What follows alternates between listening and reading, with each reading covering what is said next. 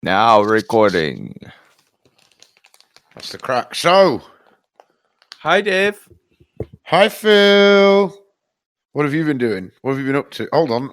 No, we shouldn't do that. Just a minute. I'm feeding my cat. She needs the goose juice.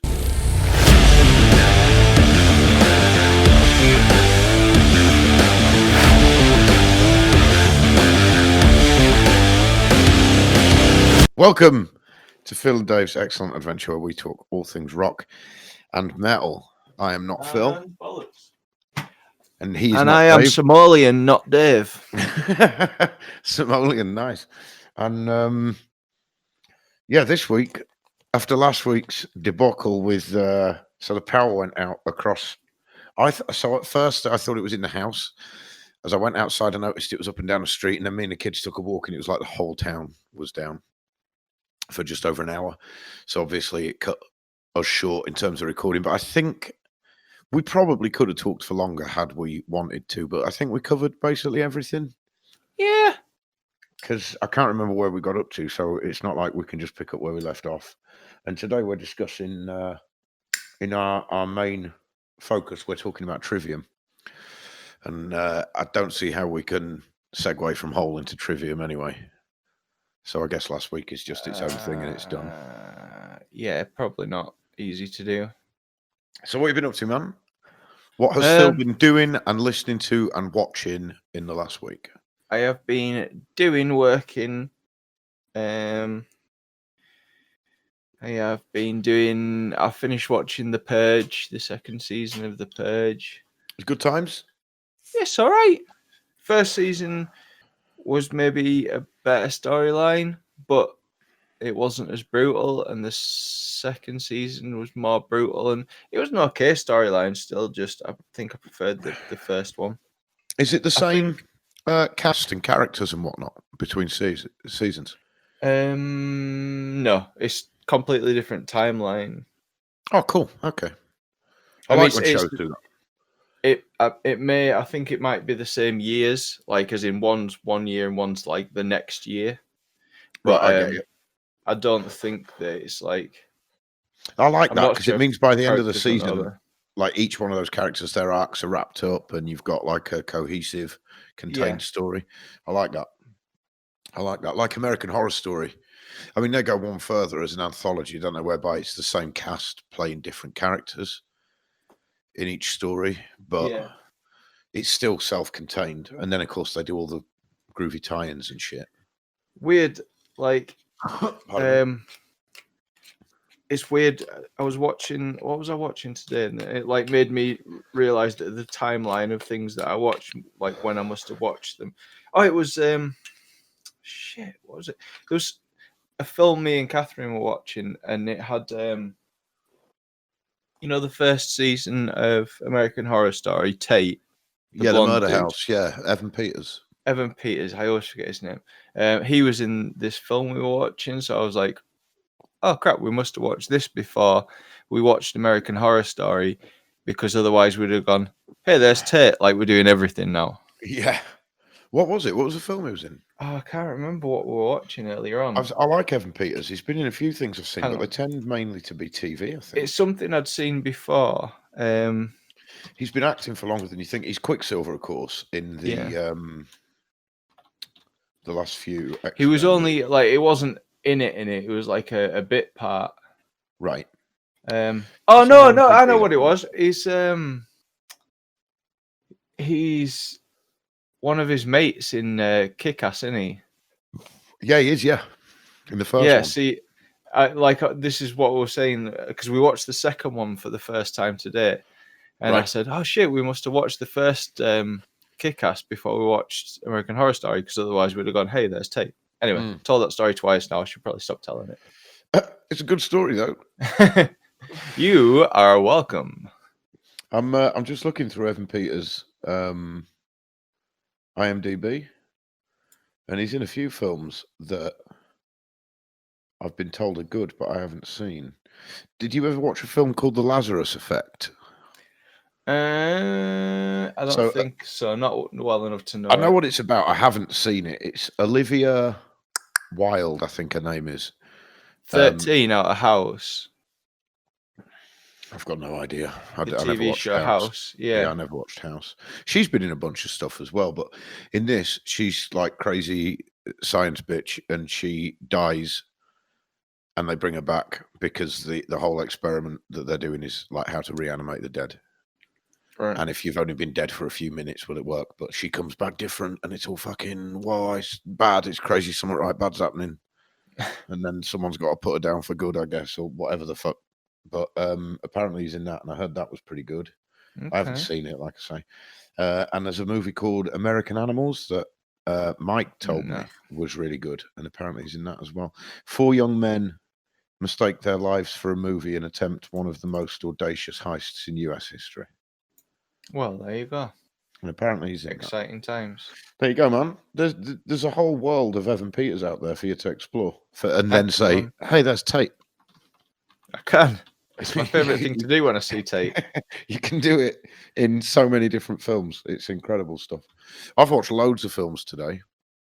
Yeah, what have you watched? Well, apart from training, I've had a bit of a lazy day. Like I did the washing up and, just general stuff. But I've had time to sit around and just put movies on my iPad. And I watched Get Hard this morning. Is it any good? I've seen it before, but yeah, I really like it. It's Kevin Hart and Will Ferrell. Yeah. And yeah, that's funny. And then I watched, because I was in a Kevin Hart mood then, I remembered years ago I watched a film he did called The Wedding Ringer Right. with Josh Gad. And I remember when I watched it, I was in tears laughing like it was hilarious. So I watched that again today and I did not laugh once. So I'm fucked if I know. I am fucked if I know what I thought was so funny about it the first time. But yeah, it was a very different experience watching it today. I can imagine. And then after that, I watched Friday. Oh, man. I said to Catherine, man, Friday's on. It's an awesome film. She's like, okay. And then we didn't watch it. And then I suggested it to her. She said, I don't really want to watch that. I'm like, why not? It's fucking awesome. Yeah, man, it's awesome. It's a proper bona fide classic. Yeah, And yeah, I enjoyed that. And then what's up, Big Perm?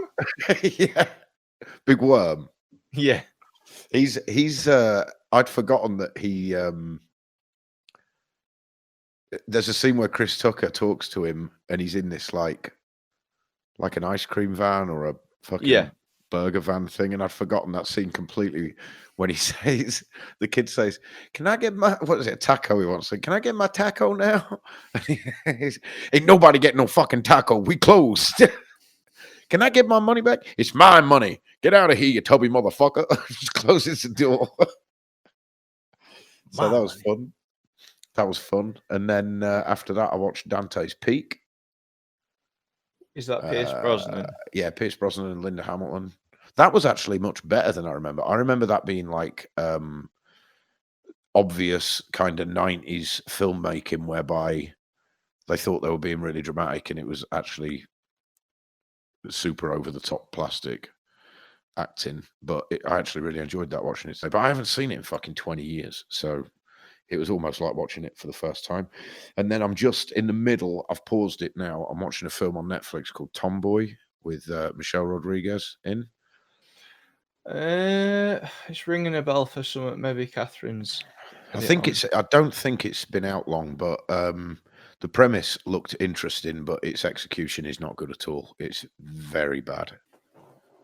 So I'm maybe just over halfway through it, and I'm not even sure I'll bother finishing it. She's a hitman that was a man, and then instead of killing her, some crime boss decides that he's going to hand her over to this surgeon that wants revenge on her, who is Sigourney Weaver. And Sigourney Weaver turns this hitman into a woman. All right. That's not a concept of a film that I would start watching. Well, the funny thing is when it's a man, you'd think they'd use a man that looks a bit like Michelle Rodriguez, who's kind of effeminate, but is a man. But no, it's Michelle Rodriguez in a fake beard. It's fucking awful. Like, it's so obviously a female. I feel like Michelle Rodriguez is probably, they picked her because she does kind of look a bit mannish to begin with as well. To a degree, I guess. She's got a hard face. Yeah, man, it's in the face, but she's very, very much got a woman's body and a woman's shoulders. I think I blame Fast and Furious for that, to be fair. She's like super mannish in that. And I'm like, yeah, that's true. Why do you want to hit that? But there's to be fair, I think she's really attractive. I But do now like she's normally, but just not in that that's film. it's She's when super she's funny. being her. When she's just herself, she's quite pretty. But when you see her in a film, she's got one Is she facial in expression. Doom? No, not in Doom. No, Resident Evil. She's You in might be some. thinking I of. was gonna say she's in something like that. She's in the first one and like the fifth or sixth one as well. But yeah, whenever she's in a film, because she always plays kind of the hard nut. She's got one facial Scowling. expression, yeah, and that's well manly, that look. But all they've done in this film, Tomboy, like all the scenes where she's playing a man, she's still got the same haircut and everything. Like it's literally just her in a beard. It's fucking awful. And then Why? to hammer home the point that this is a man, there's a scene where she, as a man, gets out the shower. So they just show off, like, yeah, there's a man, check out that hairy chest. And it's got a dick.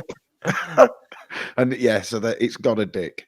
And I'm pretty sure all they've done is strap a prosthetic dick onto Michelle Rodriguez.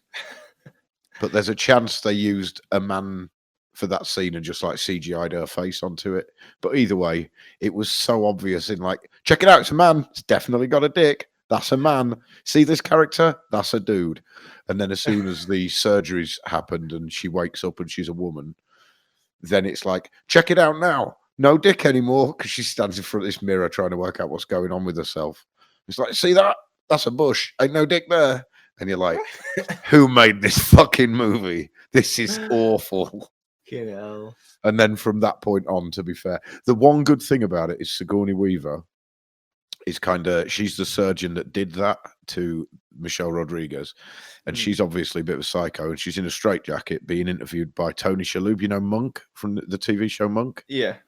He is a doctor. Is this a comedy, right? No, that's the thing. You'd fucking think it was a comedy, right? But no, so he is interviewing Sigourney Weaver because she's this psychotic surgeon that's gone off the rails and thinks herself as an artist and all this. And her brother was killed by this hitman. So when for some reason this mob boss had to get him out of the way, Sigourney Weaver got her hands on him and turned him into a woman as punishment for killing her brother. And said that it was both art and an experiment and all that. And but you can tell Sigourney Weaver is knocking these like super intellectual monologues out every 5 minutes, but she looks so bored all the time. Like she's phoning it in because she knows how fucking ridiculous this whole premise for the film.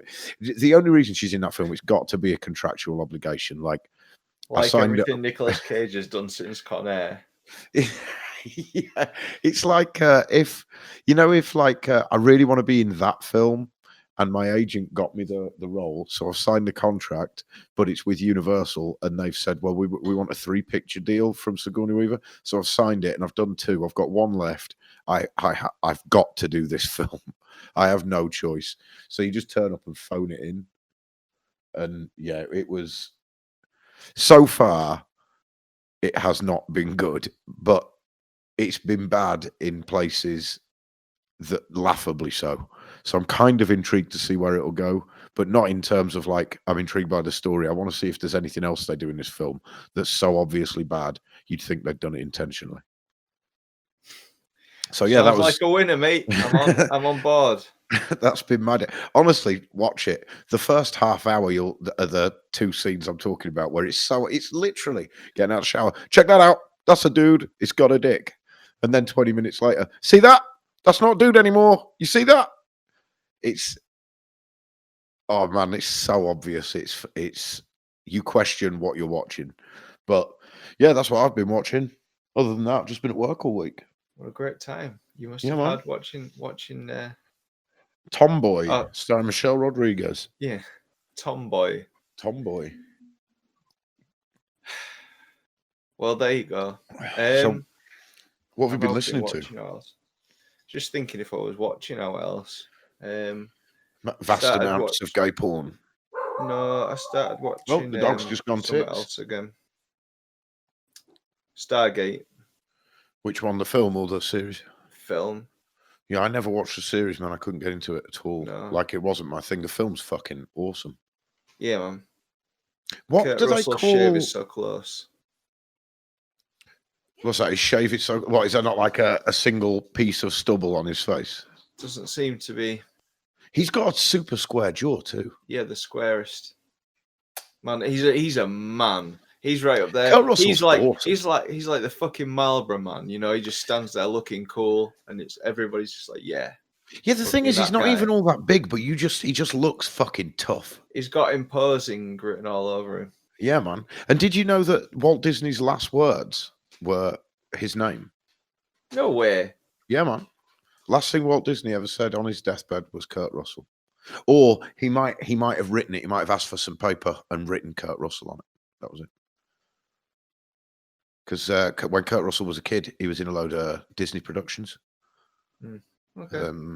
Yeah, and Kurt Russell's been asked about. I've seen interviews where he's been asked about it. In like something like Bad News Bears or something like that. He was in. Yeah, some bullshit like that. He was. I've seen Kurt Russell asked about it in interviews, and he has no idea. Like, he doesn't deny it. He says, apparently so. That's what I'm told, but he has no explanation for it. He says he's got no idea why. I believe he did meet him as a kid, but not like to a degree where it's like they were the best of pals. And I mean, there was a fucking 60-year age difference between them. It's not like they were hanging out. Yeah. But Rach is sitting here with me now. She's just rolling a fag, and she says he killed him. That's why Kurt Russell killed Walt Disney, and Walt Disney was just trying to get the truth out on his deathbed. It's like when Rosebud. Lisa Simpson writes out WS, not Lisa, Maggie. Yeah, man.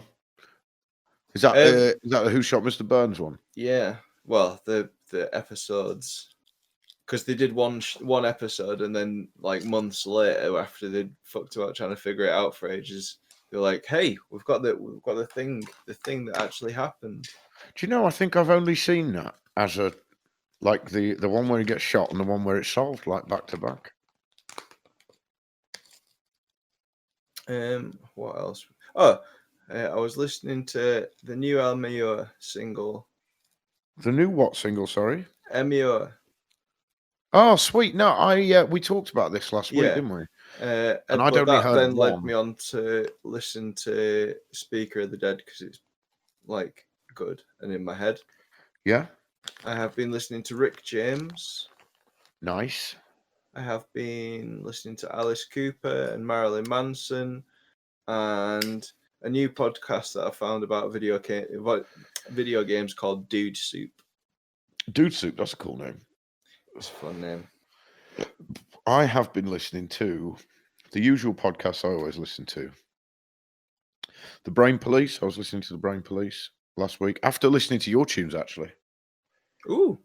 Yeah, man. I don't know if you remember, I messaged. So just as a backstory, Phil has been writing and recording some stuff at home, and he sent me some of the early demos of the tracks with basically everything but vocals on. And then in Messenger, we were back and forth, talking about each track. And I mentioned how one of them, it doesn't sound like the Brain Police, but it feels like the kind of vocal that it's waiting for is what I don't know his name, the dude from the Brain Police would do. It sounds like if he was singing on it. That's what I'm hearing in my head. Mm-hmm. And that made me listen to the Brain Police the next day. I was listening to Maiden again. And that is Murder. Actually, I was listening to Carnifex for a little bit this week. Yeah, I like Carnifex. A tune called where is it now? I'm just looking for it down this list of shit that I was listening to. Immure, actually, as well, since you mentioned it. Only a couple of songs. It was just on one of those, the random shit on Spotify. Yeah. But Solar Flare Homicide came on. Mm-hmm. That's a pretty fucking decent tune. Chelsea Grin. Light to My Face was the Carnifex tune. And but what that did put me onto was Whitechapel. I listened to Whitechapel quite a bit towards the end of the week. Are you familiar with Hickory Creek? I am not. It's a tune by Whitechapel, and it's awesome. And I not long probably ago, know it to hear it. I don't look at the. It's not super heavy at all. You'd know it as a standout if you've heard it. I imagine you'd know it because it's not like what Whitechapel normally do at all. It's very slow. It's got its heavy sections, but he sings most of it. There's very little kind of guttural stuff in it.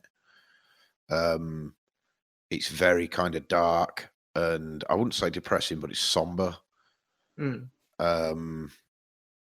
Yeah, it's very, very cool. And they actually did an acoustic version of it not long ago. That popped up somewhere that I heard as well. Oh yeah, then I will have heard it because I saw that come up. Yeah, well, When I that's knew the that song. acoustic one. When I heard that, I was like, that's fucking outstanding. But it's not. It's the only Whitechapel song that's suited to be an acoustic. You know what I mean? So I can understand why they've done an acoustic version of it. Like, if you've done Yeah. something different, do what you can with it and make more of it. But the original, I still think, is better. But yeah, it's that's me, man. I've just been, but apart from that, it's been the stuff that we're going to talk about. But Yeah. have you had a look at the news? No, but I'm going to do that now. Well, I won't lie, right? It must have been a fairly slow week, but there were a couple of stories we missed that I thought were worth talking about. One just because it's fun, and one because it's bad news, but it's big news, so to speak, as well. Bruce Dickinson's wife passed away, which is sad time. She I don't know any details. All I saw about it, this was actually before we recorded last week, so we're kind of well after the fact, and everyone's probably already heard it. But the only statement I heard on it is that obviously he's obviously devastated, and but it was a tragic accident. That's all it said. Oh dear. So it's not like it was COVID or any bullshit like that. And the other one, the sweet sorry, man. bassist died, hasn't he? Oh, I thought it was a guitarist. Yes, I did. I saw that yesterday, actually, since you mentioned it. Yeah. No, it's the bassist. I'm sure because the old singer was like, he's the best bassist I've ever played with. Ah, right. Okay. Unless he was being really insulting about his guitar playing.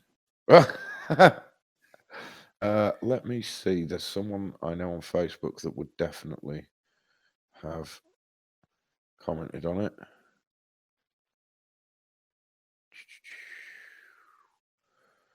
Come on, you fucker. Ready, Mickey? Nice.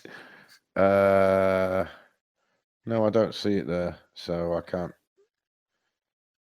Oh, fuck. I feel bad because I haven't got it in front of me, so I don't know the guy's name. But no, I did see that. He unfortunately passed away. But the other news that I saw, this is also a little bit out of date. This has been going on a while, but so Ghost. Yeah. The guy who's in charge of Ghost is a guy called Tobias. Tobias Forge. Let me look. I'm not prepared at all, man. Have they swapped singers again or something? No, not exactly. So the dude in charge of Ghost is, I'm sure it's Tobias Forge. It's Tobias something. Why can't I find any information online about fucking Ghost? Have you seen on Wiki? That's what I'm on. And it don't have Ghost, the band. It's got Ghost Band, but you look at that and it's something different. Then it's got Ghosts Band. So I'm trying Ghost disambiguation, and we should find it here. Films, literature, music. Swedish band. They're Swedish, aren't they? That's got to be them. Yeah, that's the motherfuckers. Did you ever see that meme that had a picture of the Hulk from like the Avengers going like in full beast mode, and it said what Ghost looked like, and then it had a picture of a kid in a shit Hulk outfit. What Ghosts sound like? Thought that was good. Right, let me see. Yeah, it's Tobias Forge, but he goes under that weird Papa Emeritus, whatever the fuck that means. But it's Tobias Forge. So there is a British vodka brand called Ghost Vodka, right? And years ago, this is going back like love you, beautiful. This is going back like 3 or 4 years. I think 2016. Ghost the band asked the vodka company if they wanted to collaborate with them in some way, where for some kind of ad campaign or whatever, where they would push the vodka because they share a name. And the vodka brand turned them down, saying that they don't think that there's anything that they would be able to bring to the brand, because other than sharing a name, they have nothing in common. Yeah. And now 4 years later, Tobias Forge is suing Ghost Vodka because they used the name Ghost. And Ghost Vodka put out a statement. Oh, it's like to read through the statement, which again, I can't fucking find now, but to go through the statement is fucking brilliant, because it's just a series of passive aggressive bitch slaps against Tobias Forge. Saying things like, although we were unaware that the legal proceedings were in action, we are not surprised to find that Mr. Tobias Forge has begun proceedings against us. As we understand, he has a long and storied history of lawsuits. Or no, even worse than that, he has a long and storied history of unsuccessful lawsuits. They just dig into him at every opportunity, and it's fucking beautiful to read. I advise anyone who is interested, just Google Ghost versus Ghost Vodka and see what that brings up. I'm gonna do it myself now. Ghost versus Ghost Vodka. Ghost suing Ghost Vodka brand. Both parties respond. Right, we're well out of date. This is from the 14th of May. Let me see if they've got the statement here. We're being sued purely because we are called Ghost Vodka. There are no other factors at play here. Prior to the meme we posted this week, at no point have we ever used an image of the band to promote our product. Fans of the band are fans of rock and metal, and as a whole have never been our target market for this brand. So this is why they never... This is another thing. They were asked... In the statement, they talk about why they think they're being sued. Our thoughts on the matter. We believe Tobias Forge needs the money, having recently settled another case out of court. If he can screw over his own bandmates, he will have no qualms in coming after a small independent business. We respect his success, and we can understand how hard he has worked to get where he is. However, there is no excuse for this kind of shitty behavior. That's an official statement from Ghost Vodka. I just thought that was... bastards. I heard about it earlier this week, and I just thought it was a fucking great story. It's honestly, I mean, I haven't got the full statement, but I did find it earlier in the week because I heard about it on a different podcast, and it made me look into it. And I read the whole statement, and it's fucking hilarious. The dudes at Ghost Vodka don't give a fuck. They've just straight up in this statement basically said to Tobias Forge, "You're a prick. Fuck off. We don't owe you a bean." But I can't believe the audacity of the man trying to sue him, because 4 years ago, why is he doing it now? That's the thing. Why is he doing it now? 4 years ago, he wanted to collaborate, and they said they weren't interested. And now 4 years later, it's like, well, I need the money. Now he's lost his rag. It's like it's just gone in his back pocket for when he needed some change. Fucking idiot. Yeah. I'm not a fan of Ghost as it is, but that's total dickhead. I don't know. Dickhead behavior. I don't hate them, but like I don't know why exactly, but I liked them when they first came out a bit. I just think they're a non-event. Yeah, they don't look. I guess it's a deliberate thing, but the aesthetic and the sound don't really mesh for me. Oh fuck no, not at all. When I saw the way they looked, I was really intrigued. The whole like black Vatican. I thought it was going to be like Doomy or something. Yeah, and then you listen to it, and it's basically classic rock. It's just rock music, just upbeat rock music. There's nothing. I mean, I'm not saying. Pardon me, I'm not saying they're bad. I haven't listened enough to form an opinion. What I'm saying is, when I've listened to them, they're not what I expected, and it did fuck all for me. And I couldn't remember a riff if you put a gun to my head. I couldn't remember a single tune by him. But all that aside, some people must like them. It's like we said about Disturbed a few weeks back, when we were talking about previous download lineups. Yeah. Fuck Disturbed, but they do deserve to be on the main stage because they've sold fucking millions of records. So if they're going to be at a festival, they deserve to be on main stage. Ghost are the same. If they were at Download, they'd be main stage, and they deserve it because they sold fuckloads of records. I think they've been main stage at Download before. I would think they must have been. And to be fair, a few pals of mine have been to see him play live, and they said it is a hell of a show live. But again, Yeah. that's like it's theatre more than like a rock show. But you know, Yeah. fuck it. What do I know? So yeah. Have you got any news stories, Phil? Not really. James Hetfield started building tables. What? Yeah, What? he's like doing bespoke coffee tables and shit. And What? Just like as a hobby, or he's selling them. yeah, but is he selling them like as Metallica branded? Because you know they started their own label and they own the rights to everything they've ever done now.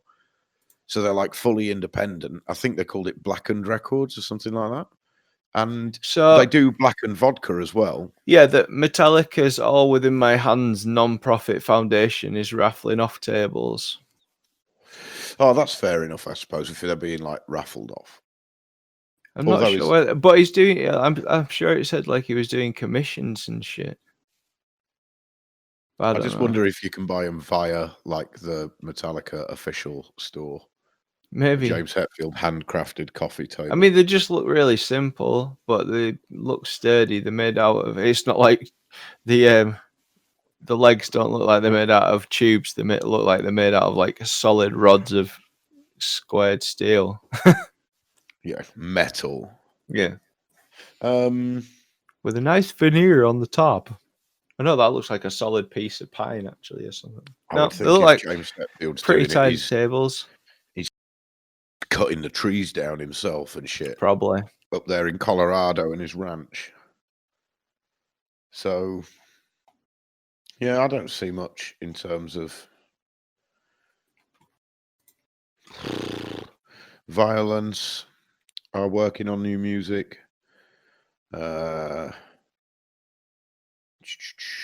Lizzie Hale says any politician who does not believe in equal rights should not be in charge.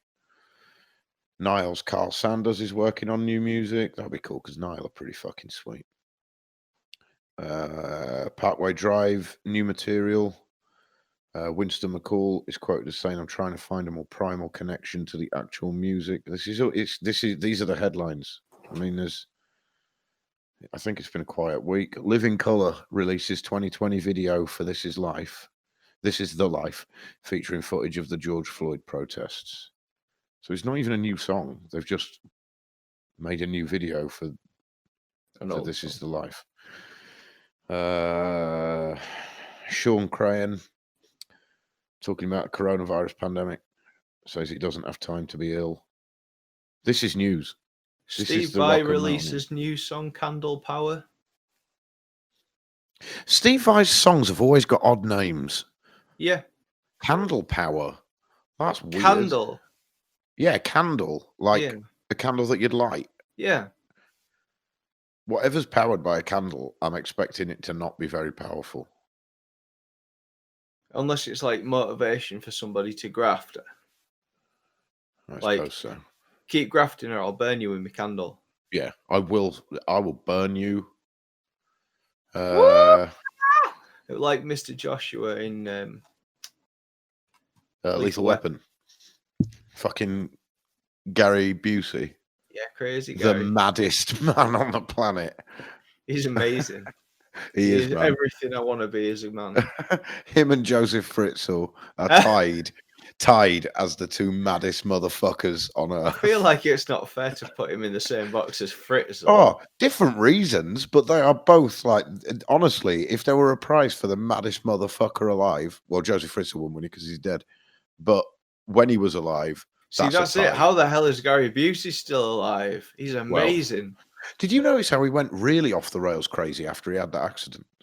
Like he was already like known as being. See, I can never remember timelines of things or like that sort of stuff. But I remember him being like, seeing him in a mugshot all the time and stuff like that. Oh fuck yeah, that dude loves to get shit faced and then take his car out like it's his hobby. I'm gonna get fucked up. Cocaine? Go for a drive. He looks like the kind of dude that knows his coke. He looks like the that's kind of what I guy that would mean. know good gear from bad, you know? Like, I don't wanna cast aspersions, and I've never met the bloke, but just like you say, in, like, the mugshot photos and the photos you see in the He press and looks stuff, wired, man. all the time, he looks like the kind of dude that, like, if you touched him, that would be enough to get you kind of fucked up. Yeah. Like, just the oils in his skin are probably toxic. Yeah, Yeah, he's man, a I get you. weird dude, and I like him a lot. But, Oh yeah, that's another thing I've heard. The tell me, the Phil.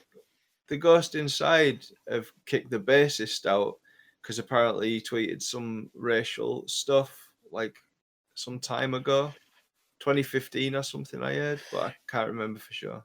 Why are they kicking him out now? Well, this is the thing because everything's kicking off now. Seems a bit of a pussy move.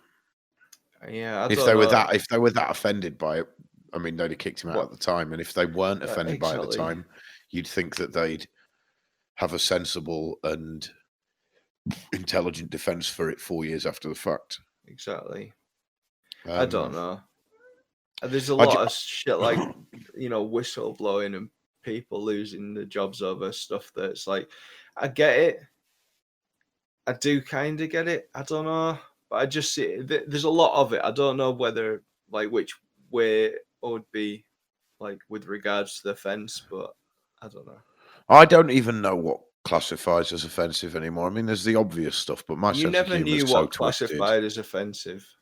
No, You I just not in say my own mind. everything that falls out of your face. But yeah, I mean, if people are offended by what I say, I would They'll think just it's be offended because all the they yeah, time. exactly 24/7. I just think I just say stuff because my mouth's moving, and I don't mean any offense by a lot of the shit I say. And to be honest, I think the people that I say it to understand it in the way it was meant, like as a joke. But even I'm not dumb enough that I'd say that shit to people that I don't know, because obviously I know if I make a joke, a lot of people might find it offensive. So it's not the kind of joke that you can shout out in public. So if Yeah. someone has got a platform and they're putting that shit on Twitter, they must know there's going to be a backlash. Like, look at that cunt from Trapped. Yeah. The He's a shit that he comes gobshite, out with. man. Does it? Oh, he's a total gobshite. But doesn't he? Does he not assume that? Does he think he's smarter than everyone else? Is he mentally ill? Or does he honestly believe that, nah, man, I'm just being honest and people will understand it in the Do way you it was know meant? what I What a think it is? cunt. I think it's just because he's just started Twitter and he wants to make a name for himself. He's like Katie Hopkins, isn't he? Just a fucking Just an vacuous inflammatory thunder cunt. fucking tumor. Yeah. He wants the Has shit nothing kicking to out of say him. unless it's fucking negative. And she's like, oh, I'm just saying what the nation's thinking. You Oh, fuck. I would love to see that bitch on fire. I You know? fucking hate Katie Hopkins with a passion. Like with a genuine passion. You inspired me actually to use Twitter to troll her. I remember years ago you told me that you don't you like you have a Twitter account but you never use it and you don't even have the Very app rarely. half the time. So now and then if you're bored, you'll download the app just to troll Katie Hopkins and then delete the app again when you're bored. Yeah. And I I actually hadn't started done doing it the for a same thing. while, to be fair. I've still got Twitter, but it's like it pops up notifications more often than not. I just ignore them because I don't care. I don't have notifications from it. I run the Twitter for like our Twitter for the show. I check. I mean, you've got access to that as well, haven't you? You can check all that stuff. I use that Yeah. now and then, but I don't even remember the log on for my own personal Twitter. I've I tried to used it kind of so make all of rarely. mine similar now because Mine every time it's probably like, will hey, put be. a new password in, and I'm like, oh my god, I can't To be remember the fair, last one. I've been using the variations of the same password since we were at uni. You know, when we were at university in the IT department, they Yeah, give you a password. Well, it just so happened because it's just a random set of letters. It just so happened that my random set of letters were in an order that you could pronounce. right. So it's stuck in my head, and I still use that password to this day. But I use variations of it, like one of two letters will be capitalized, and it'll have a number at the end, which I might double up for some reason. And Hmm. you know what I mean? So I'm sure I could work out how to get back on Twitter, but I wouldn't because it's not something I'd ever fucking use. I mean, I don't use Instagram at all.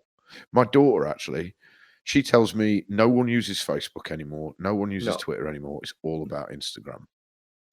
Yeah, Instagram and Snapchat. That's all the kids do. Well, that's kind of those are good reasons for me not to use either, because I'm not a 17-year-old girl. So, you know what I mean? Yeah. All my friends still use Facebook, so that's the one I use. Yeah, but all people are fucking posting about is the same shit now, and it's Oh getting depressing, God. dude. In it, I must admit, I was genuinely considering earlier this week just deleting Facebook, just taking it off my Me phone too. completely. Just because the thing is, I've kind of got to use it because I do the one for the band, and we do use it for the show, and I couldn't use them because they're linked to my account. I couldn't use either of them if I took my account off. Yeah. But I am, if I had the patience, I'd do a cull. I'd get rid of a whole bunch of people off my friends list. But you, from what I understand, you can't just like go down the list and then select people and then like delete all those people. You have to do them one at a time. I Mm. might be wrong, but I understand it to be that way, and that just sounds like A some pain in the fucking ass. ball ache of effort. For And sure, man. I am intrinsically fucking lazy. So that just sounds like a chore that I don't want to undertake. But, you know, fuck Whoa, it. did you see this one? What are we looking at, man? Hit me. Periphery's Misha Mansoor to release 10 albums of bulb material. No, that sounds mint, though. Although, Yeah, to be fair, given that he writes most of the riff work for Periphery anyway, it's going is to it? be fairly similar. Yeah, you'd think so. But I 10 hope so. albums as well. Why Is would you he? not want 10 albums of Periphery? Well, I would. It definitely would. But is he dropping 10 at once? Has he already got 10 I written, don't is he know. saying? Or It has he signed a says contract? founding Or member rock's music most relevant guitar players is set to release a 10 album collection over the next 4 months, documenting his pre-Periphery solo project Bulb. well, that's where he gained his notoriety, weren't it? It was through what sharing service was it? It wasn't like SoundCloud, was it? Was it Bandcamp? Who's that? Misha Mansoor. This That's stuff. where he yeah, when he was doing his bulb stuff, that's where he gained his, because like the first Periphery record I think was 2010, but Probably. he became known, like he got his first kind of notoriety through his bulb project, which was just him.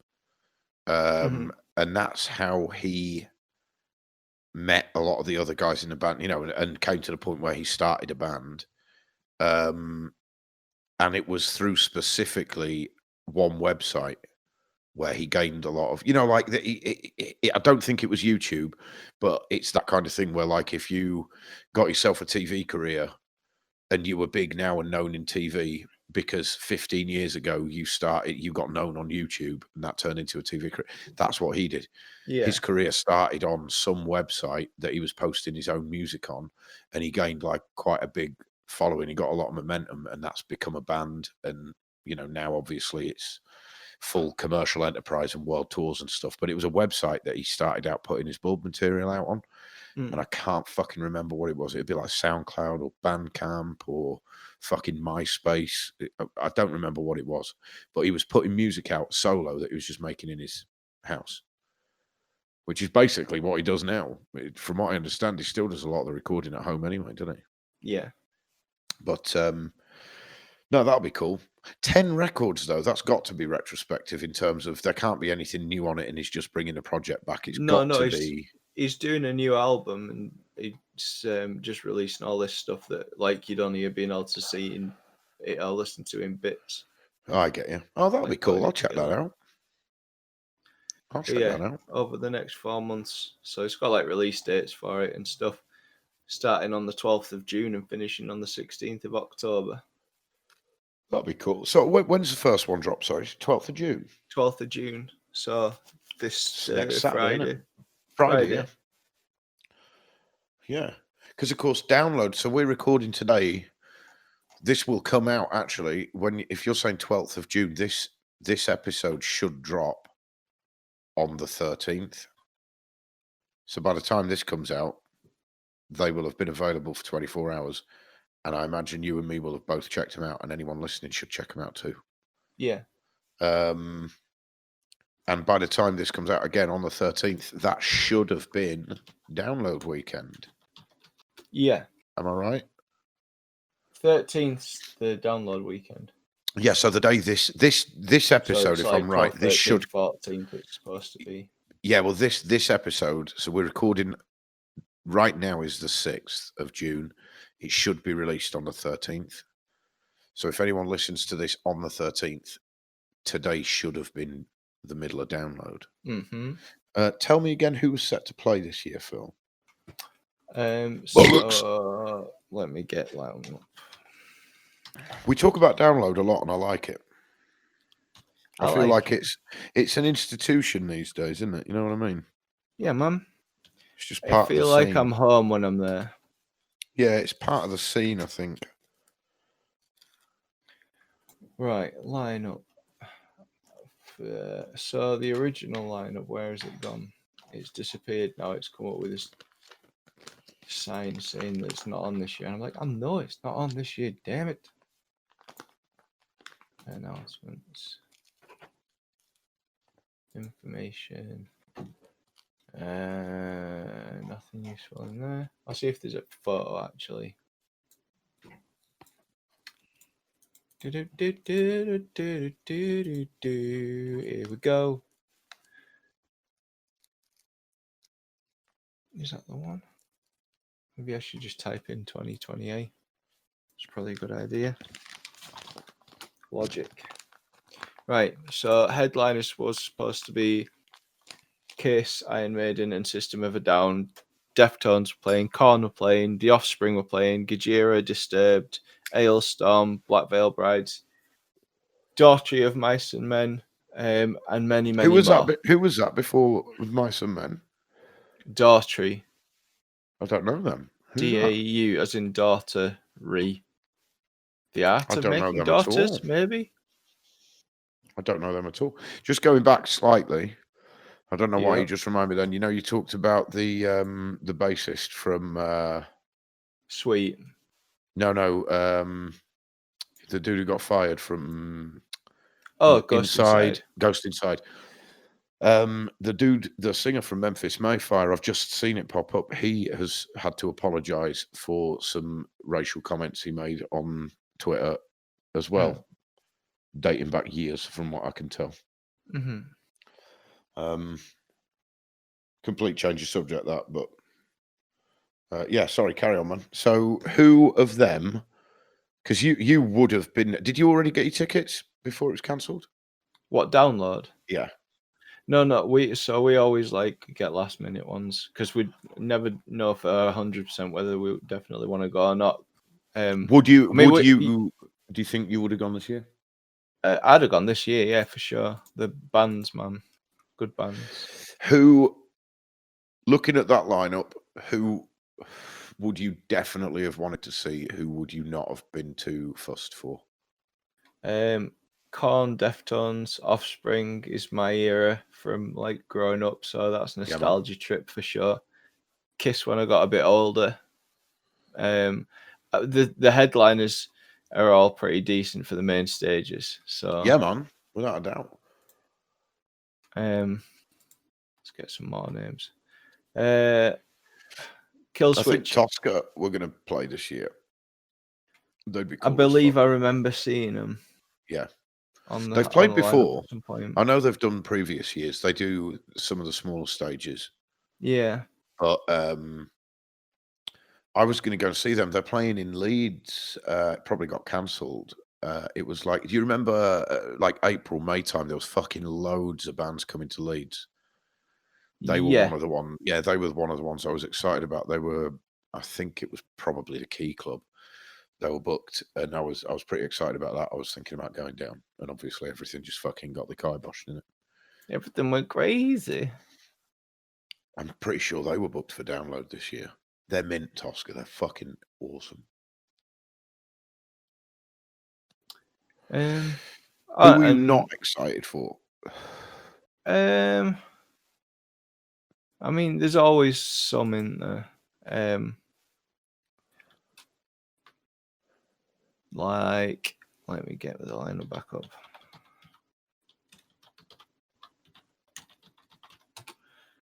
Images. There we go.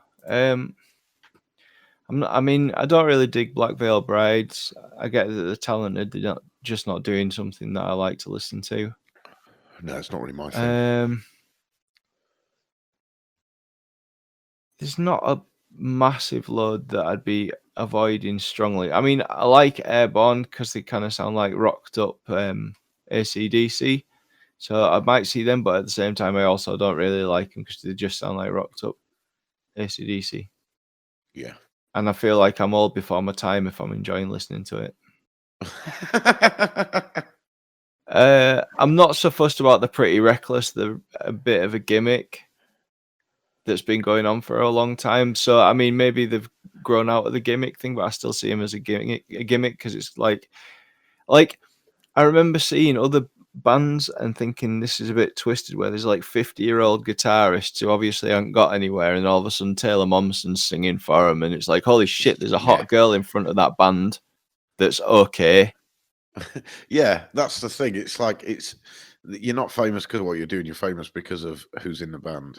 Exactly. Like, and she was at that like kind of like jailbait age as well when she started in the it's band. something a bit So like, seedy about it, isn't there? Yeah, that man. makes you wonder. Well, didn't she play the little girl in the Grinch movie? Was that her? I'm pretty sure the Jim Carrey one. Yeah, I'm not sure, I feel but like that was her. it possibly was. Bearing But in she was mind, in right? some series, wasn't she? Like, I know the name, but the Grinch. I feel like the Grinch is why I know the name. Okay, it's a can't strong think of. possibility. I couldn't tell you off the top of my head. I've seen it once all the way through. I'm gonna fucking. There we go. I'm not fussed for the Wild Hearts particularly. I fucking love the Wild Hearts. I know you do. You say this every time I say that, but And I will continue to say it every time you say I will defend them to the death. I fucking will. Earth versus the Wild Bush Hearts would have been fun. Yeah, that'd be cool. But how much of their material that you dig would they play? Because They'd Golden just State, play. that last record, was kind of as they got older, they got, I wouldn't say more experimental, but they not even softer. They just got slower. They weren't as rocky. They're gonna play the classics. They're not stupid, are they? Like, Well, I mean, if you're playing a concert to your fans, fair enough, play all the new stuff you want. Unless you're releasing an album that year and you're trying to get it big, you play the classics at a festival.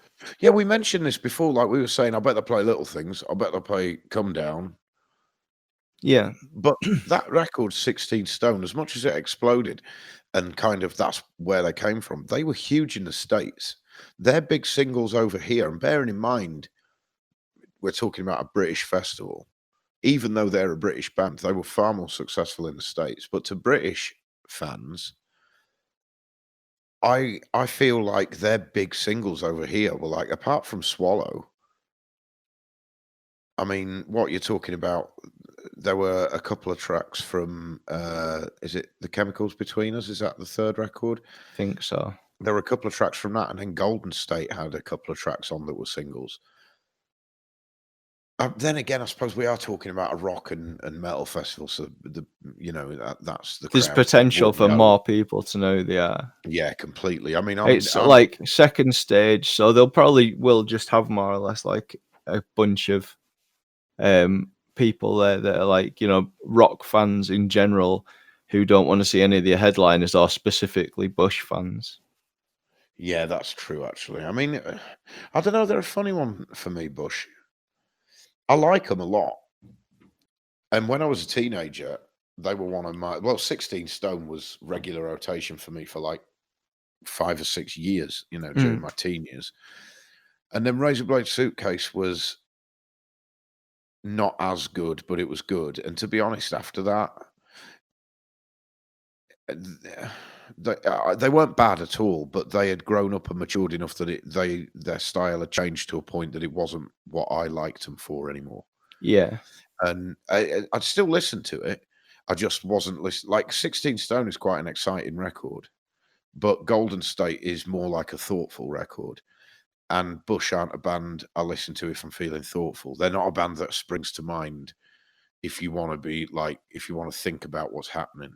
If anything, No. and without wanting to sound, again, I don't mean it as a dig, but 16 Stone is almost like background music. It's just rock shit that you don't have to think about.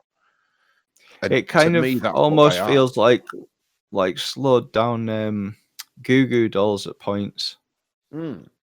Like not like Irish type Goo Goo Dolls. I'm talking about like first Album 3 tracks, records type yeah. stuff. I don't know, Bush. If you, the reason I first heard of Bush because a friend of mine told me that he'd heard him on MTV. Mm-hmm. So he looked into it and he found that they had sold more records than Oasis. And this was in like 1999 when Oasis was selling fucking to everyone was listening to Oasis. And Yeah. Bush had sold more records than Oasis. And at this point, I think this was just before Razorblade Suitcase came out. So they'd done it in one record. Their first record had outsold the first, well, Oasis would have been on their third record by this point. They'd outsold 3 Oasis records in one turn, and Oasis were massive. But that's to me, who's a British kid, and Oasis were big in the UK. America's a fucking massive country.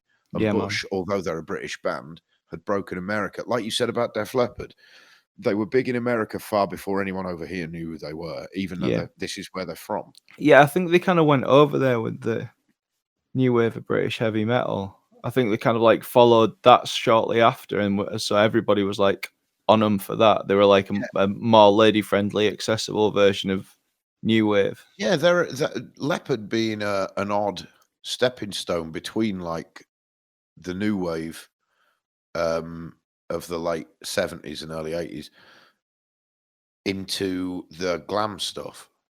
Yeah, They were halfway between, so you can understand how yeah, they got. because they had that kind of thrash sound to them almost in the beginning as well. Yeah, I mean, like any band refines its sound as they go on, but Leopard never sounded like they were trying to. It was very natural, and they fit a niche, like a gap that was missing between the new wave of British heavy metal and like the Sunset Strip stuff. Yeah, They could easily play to both crowds, I think. And that makes sense, I guess, when you think about it. That makes sense why they were so big in the States as opposed to over here, because the new wave of British heavy metal wasn't a thing here. That was no, just metal. just our rock. Exactly. And then the Sunset Strip thing, when that took off in America, I don't think that ever really took off over here. Everyone knew those bands, but I don't think you had many dudes dressing like Dee Snider. No, You know what I mean? It's not in fucking Sheffield. But Leopard could do both. And when did Leopard make it big over here, do you think? Adrenaline? well, I remember watching.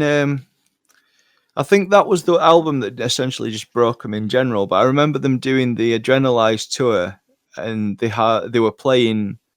I don't know if it was in Sheffield or if it was in Wembley. I think it was in Sheffield, but Yeah. like the stadium there, The Hallam. and it was like packed out. Oh, sorry, stadium, not the arena. It'll have been fuck me, not Hillsborough, Sheffield United's. I can't remember what it's called. I drive past it all the time. I can't remember what it's called. But yeah, either way. I mean, if they're filling a stadium in Sheffield, fair enough, home crowd. Yeah, but I think it had just been off the UK. back of it had been off the back of them touring America. So they like got back from America to here, and it was like they'd actually taken off over here as well. What kind of places do you think, when Bush were touring the world, when they played in the UK, if you were seeing a Bush headline tour, what kind of venue do you think you'd have been seeing them in? Because I can't imagine it being first album, probably no. It probably would have been like Sweaty Spots to start with, would it not? I think so, yeah. Because like if they're in Like, America, I bet they were Fibbers and filling stuff. stadiums. You've been to Fibbers in York before. Yeah, man, in York. Yeah, I was. So, like in the States, 16 Stone went fucking massive by all accounts. Yeah. So I would assume that if you saw them in the States, you'd be watching them in an arena. Yeah. That's a big rock show. Wouldn't that be weird doing that? And then like, right, we're into the European leg of the tour, and in Manchester we're booked into the Apollo. Yeah. You know what I mean? Because that's But the it'd be pretty kind of cool, venue. man. I think that like I can't remember who it was who said it. It might have been the singer from God Forbid. Actually, I was reading something, and he was basically saying, we play the same to 100 people as we do to 10,000 people. You just play the same man. show. Well, they were another band that must have done the same, because in the States, I've seen God Forbid play in clubs, Mm-hmm. and I've I've seen seen them them several play. times in small spots. Even Yeah, I man. mean, not recently, but the most recent times I've seen him won't have been in massive places. No. The last, well, I mean, they split up. They've been gone a few years now, like not on hiatus, like fully just said, now we're done. I But keep seeing his guitarist posting stuff. yeah, Doc Coyle. I don't know. Yeah, It was sure. Doc Coyle and his brother. They were the two guitarists on like The the big bald record. one, I think Yeah. it is. Him and, well, both guitarists, they're brothers. They're both Coyle. I can't remember, Coyle. I can't remember the other guy's name, but Doc is the bald one, I think. And he actually left the band before they split up. He left and his brother stayed. It might be the other way around, but I'm pretty sure he was the one that left. But Right. he's still pretty prolific on Twitter, and he's got a Yeah, huge that's following. what I'm saying. But I don't know if he's part of any, like, what his career's doing now. I'm assuming he's producing or something, because he never seems to push new music or anything like No. that. But they were a band who I've seen play in arenas and in little places. The last time I saw them play was in Rio's in Leeds, actually. Up there in, is it the Grand Arcade it's called? Yeah. The last time I saw them play was in there, and they were supporting Devil Driver. But if you were the Rios. yeah, in Leeds, yeah. Yeah. That was the last time I saw them play. But the last time before that gig that I was in Rio's, I was there to see. Oh fuck me! I saw them playing there twice anyway, within 6 months. But each time they were supporting a different band. Might have been Behemoth, because I saw them in there as well. I can't remember, but you know Nemec? Yeah. They were on the same bill one time with God Forbid. And I know one time I saw them, they were definitely opening for Devil Driver. And they put on a fucking outstanding show. But I've also seen them supporting, well, funnily enough, we're talking about Trivium later. The first time I ever saw them play was supporting Trivium when we went to see them touring Ascendancy in Birmingham. God Forbid was supporting Trivium then. But I saw them on the same bill as Trivium in the MEN as well. Ooh. So they're playing some huge venues and some small ones. But my point being, if they were in the States, I imagine they'd be playing arenas only. Yeah. I can't imagine they're playing smaller places in the States. But Although, you bring them having over said here, that, no one knows who they are. There's certain clubs that they've got some kind of weird draw for everybody, which is cool. But big bands will play there as well as little bands in America. Like America, there's obviously things like Bon Jovi and stuff like that. They're always going to be playing massive places. But yeah, well, they developed they even coined a term for bands like that, being arena rock. Yeah, exactly. Well, that's what I'm saying. But the bands in kind of the middle tier that would comfortably kind of support at a stadium or whatever, or they'll still headline in fairly small places. Yeah, I know what you mean, and I think it depends on the band as well. Because I guess in America, those Premier Guitar rig rundowns. Yeah, they do a lot of them in a certain set of clubs in Memphis, and it doesn't seem to matter who the band is. These clubs will take any band, and some of these are bands that you'd expect to be in arenas. So I guess I'm just coming from a British point of view. Yeah. I wonder whether it's just different where you go. I think they appreciate it a lot more in the States.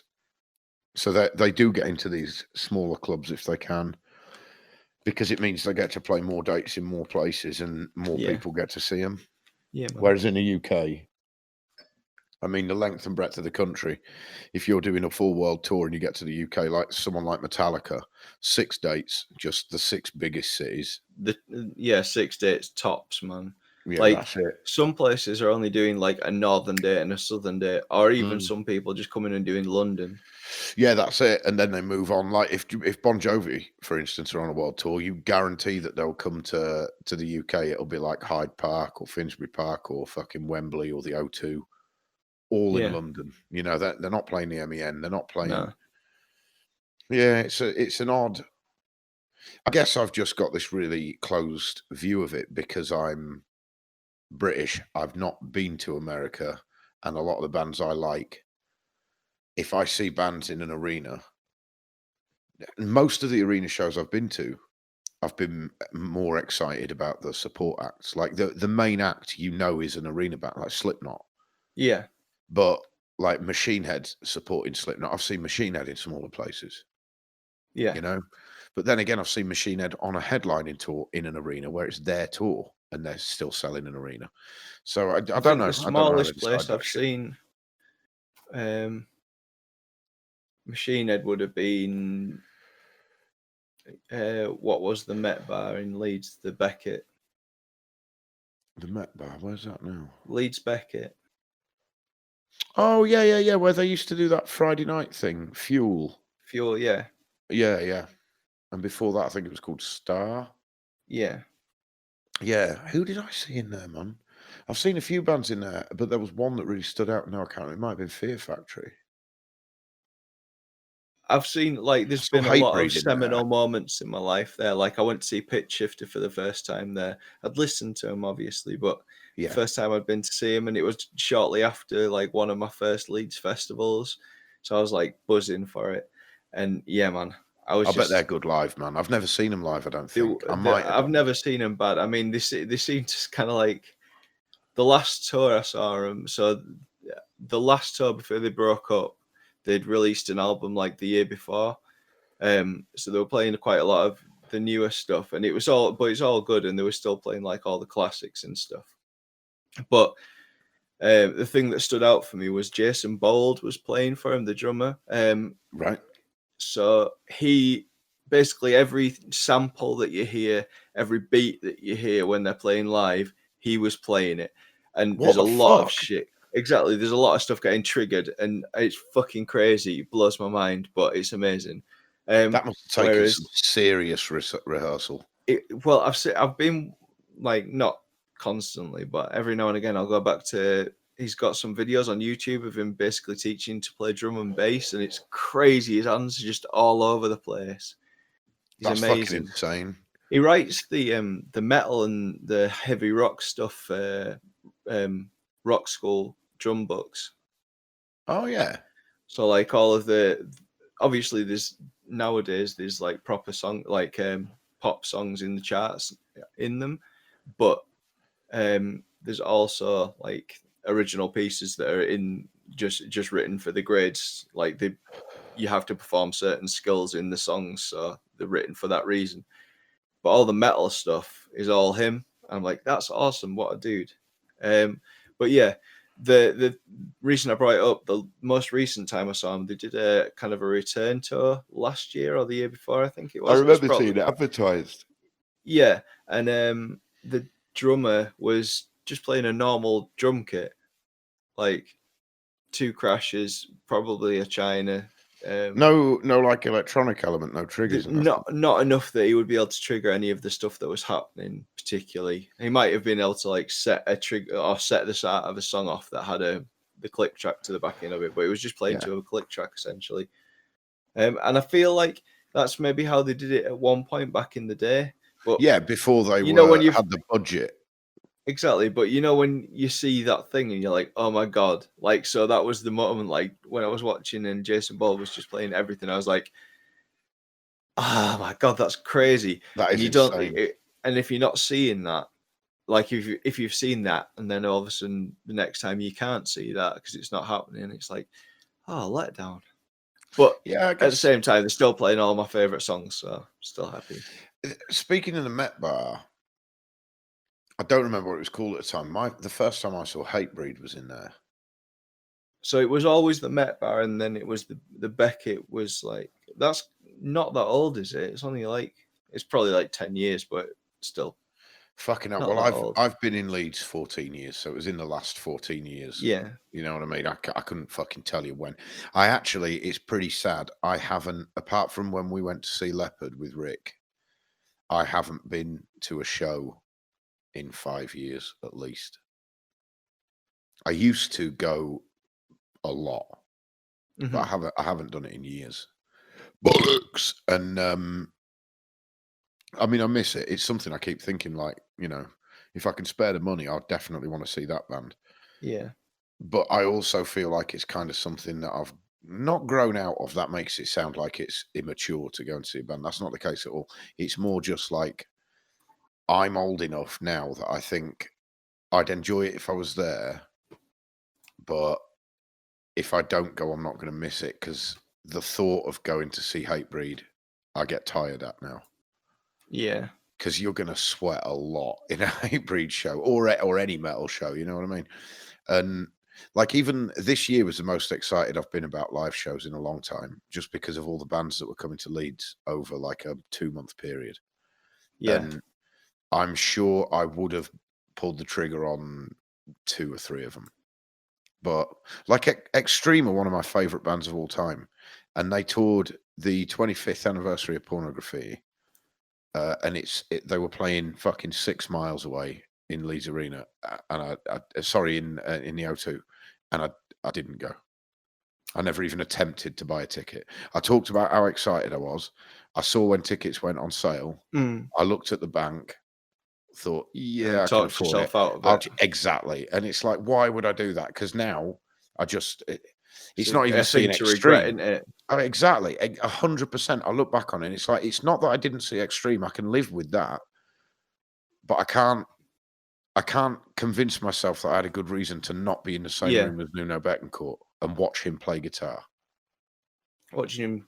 Exactly, man. That alone would have been a good enough reason for me to go. If the rest of the band hadn't turned up and he came out and just jammed, it would have been worth every penny of the ticket price. And they weren't even expensive. They were like 25, 35 quid. Why the fuck do I talk myself out of doing stuff like that? It's because I'm old and lazy, and I'm like, oh, that sounds like it's going to be, I'm going to be tired. That sounds like hard work. Exactly. And it's just daft, because I know when I'm there, I fucking love it. Exactly.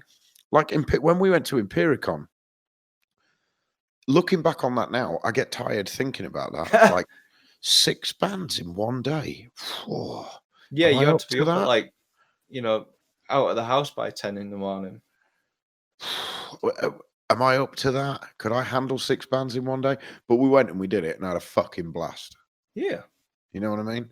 And I feel like this year I would have talked myself into going to at least 2 of those shows. Like, After the Burial would have been fucking mint. I think Whitechapel were playing. Carnifex were with Thy Art Is Murder and Fit for an Autopsy. Tosca, as I mentioned earlier, I'm sure they were playing somewhere this year. Just so many bands that were just happened to be heading through Leeds in such a short space of time.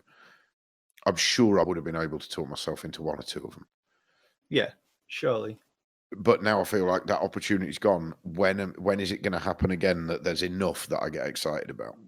Yeah. But who knows, man? Speaking of bands that we have seen live, we've mentioned them already. Trivium.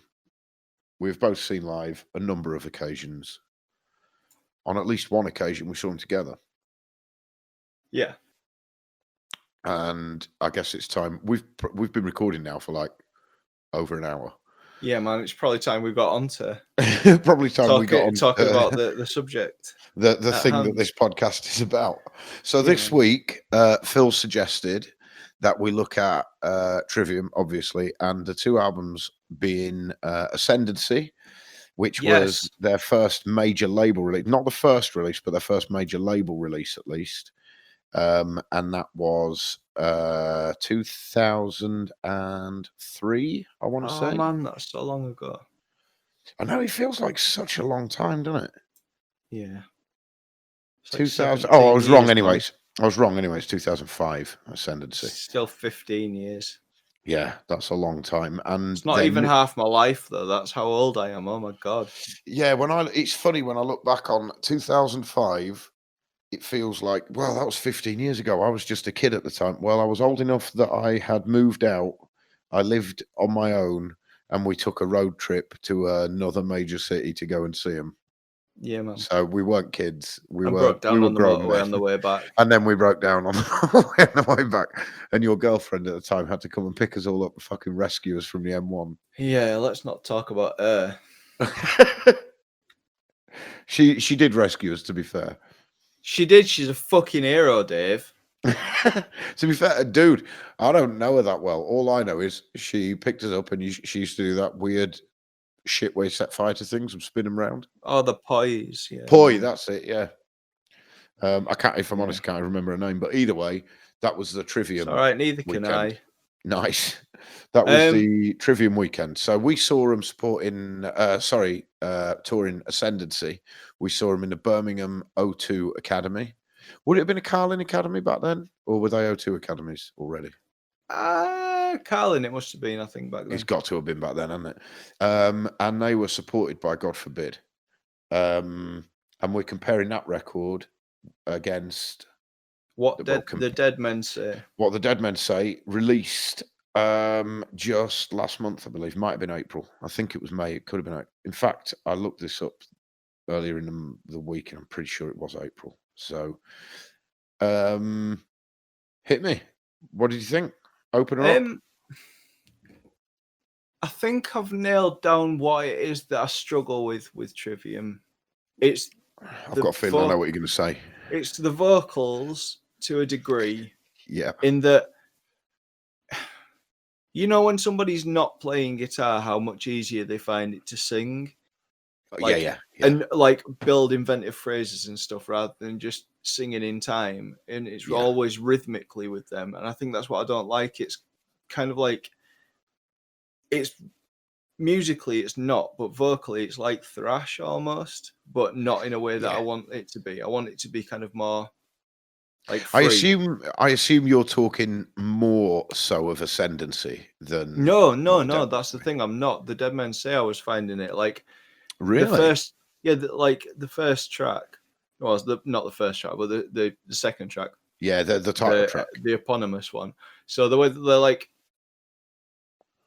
all the verses kind of sound the same because of the way they're sung, and all the chorus is obviously like, but it's not like there's like fun, intricate trills or anything going on anywhere. It's like ba ba ba ba ba ba ba ba ba. It's all kind of like, you know, as if a trumpet was singing it. You know what I mean? I know what you mean. There are moments when Matt Heath is singing, and this isn't a comment on the quality of his voice. No, he's got a good voice. He's got an excellent voice, I think. Do you know, I thought he sounded a lot like Corey Taylor all the way through it.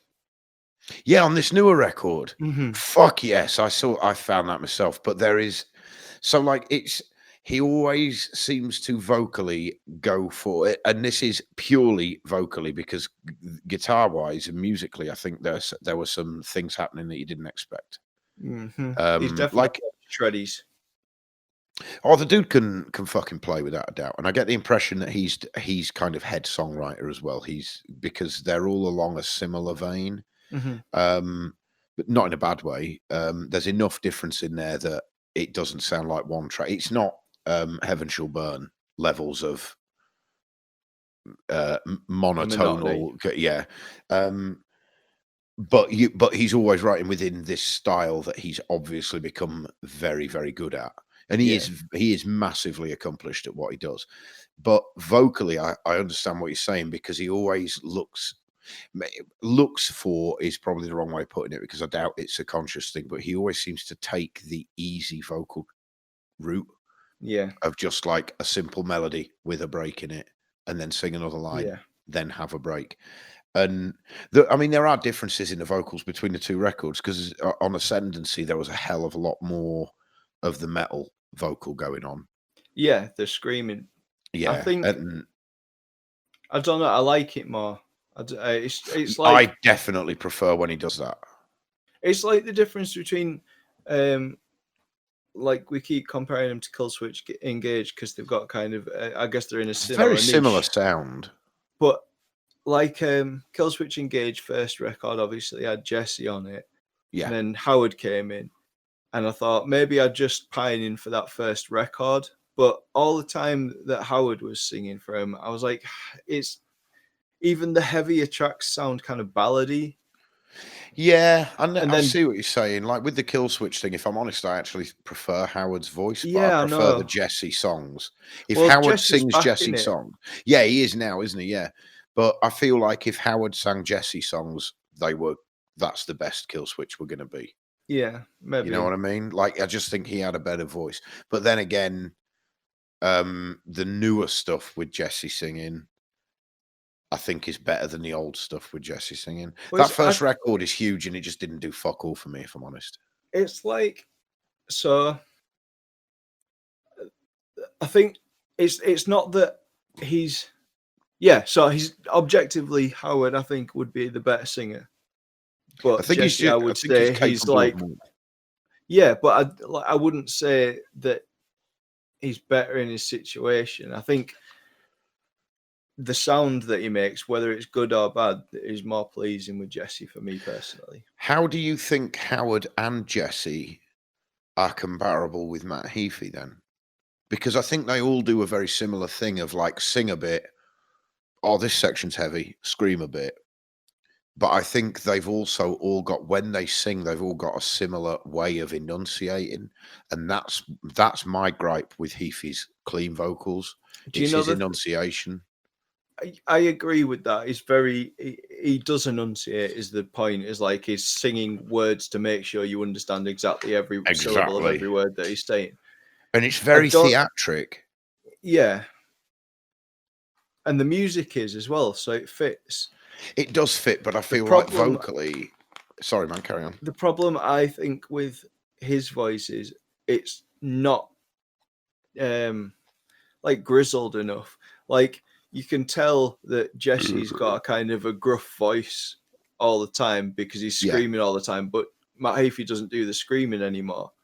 So his voice hasn't really become weathered like that. So he's still got... It's like the same problem that... Matt Tucker has. Matt Tuck from Bullet. Yeah, his voice is very, very clean sounding. Yeah, his voice is another one that, like, when he sings, it fucking goes through me. It's so fucking nasal and enunciated. It doesn't sell the rest of the song. Like I'm not believing it as much because I'm like, when I'm listening to like Corey Taylor singing, or I'm listening to Howard singing or Jesse singing, it kind of sounds like, you know, like a storyteller is telling me a story and he knows some shit because he's done some stuff. Yeah, it's more honest. Yeah, but I mean, this is the thing. It's completely a ridiculous concept that the sound of it is meaning that someone has more knowledge. But that's what it is. But it's what exactly. It's the impression it gives you. You're doing what? Being manipulated by voices. Do you hear voices? When you say you're manipulated by voices, are you trying to blame your crimes on the voices in your head, or are you specifically talking about Trivium and Killswitch? Or am I talking about guided by voices? Check this out, right? This is my problem. We don't normally do this, and I'm just going to like hold this up to the mic. It's not like we're going to edit it in, but this is a particular song from What the Dead Men Say. This is called Sickness Unto You. And it opens with a section of clean vocals.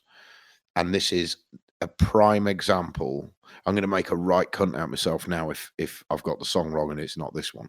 But if I'm right, this is rather than describe it, I'm just going to play the beginning of this song. Because I think fair use says we can play a certain amount, can't we? If it's like, right, well, I'll make sure this is below 8 seconds then. But just listen to his vocal on this. This is my exact point.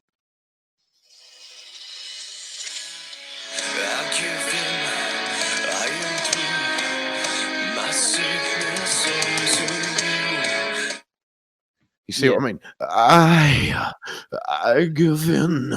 It sounds like do you know? It's vampire. Exactly. Do you know where I'd expect to hear that kind of The pronunciation on a Phantom of the vocal Opera. is in a Yeah, musical. Is in a Phantom of the exactly in a Opera. musical movie like Hugh Jackman in Yeah, Les man. Mis. That's how I he'd love that sing it. film. You know what I mean? And don't get me wrong, that's not a bad In its thing right in place, any yeah. sense, in its right place. But when he sings clean, Matt Heafy, he sings like that, and it's not a comment on the quality of his voice or anything. The dude has got an exceptional voice. He's obviously put a hell of a lot of effort into his vocal performance, but I feel like he's put that much effort and he takes it so seriously. It's got to be all 100% heartfelt and I think he theatric, and does it take just things to too me, seriously, though, doesn't he? yeah, I think that's part of his Yeah, character to a degree. But then again, he's probably that way due to the way like his work ethic is what's made the band yeah, man. successful, and the band's success has probably spurred him on to be so serious about it. Yeah, If you look like Ascendancy, of course, is the other record we're looking at. That was their second record, first major label release. Their first record, Ember to Inferno, I think was 2000. Let me check. If Ascendancy was 2005, I would wager Ember to Inferno was 2003. Ember to um Inferno. Go back down, you little fuck. 2003, yeah. Now, that was an independent release, whereas Ascendancy was on Roadrunner. So first major label metal release. And that the single, the lead single that came off that, Pull Harder, was fucking everywhere. It was huge. And they then took on the world, and they're supporting bands, like they're doing their own headlining shows in smaller venues like where we saw them, but they're playing arenas all across the world supporting bigger bands like Megadeth and Machine Head and Slipknot and whatnot. Matt Heafy, at the point that that was released, was only 19 years of age. Yeah, exactly. And if you I listen to remember the being quality, insanely jealous of the fucking Shreddies, man. oh, I was jealous of every aspect of that band and what they'd achieved when they were 5 years younger than me. It was genuine envy, but in a way that I was also kind of proud of them as well, because it's Yeah, not an old man's game. But even if you listen to the quality of the writing on Ascendancy, the music that you're actually hearing, the way it's been written, the way it's it's been put together awesome, and man. formulated, at 19 years old, that is nothing short of fucking genius. Like it's a good record, and the age of the people making it shouldn't sway you. It shouldn't come into account, really. If it's good, it's good. Yeah, But man. when you know how old they were when they made it, and I am putting most of the focus on Matt Heafy because I think he's the youngest in the band, and on top of that, I think he's like the lead writer. If you just That's a good record anyway, and I'm pretty sure if that had been released by dudes who were in their 40s, it would have been just as big and Yeah, for successful sure. because it's a great record. But Yeah, just that added factor that a 19-year-old kid was responsible for most of what you're hearing, it fucking blows me away. yeah. Because I mean, it's not a question of work ethic particularly, but like to make an album that's that accomplished and that it's a big sounding album when you're that age. There's bands like White Stripes. I mean, I'm sounding like I'm being disparaging towards these bands, and I am not, because I enjoy listening to them. But there's a certain level of work that goes into one rather than the other, comparatively speaking. You can walk up to a studio and have, like, they're a two-piece band, so there's two tracks to record and then Yeah. vocals.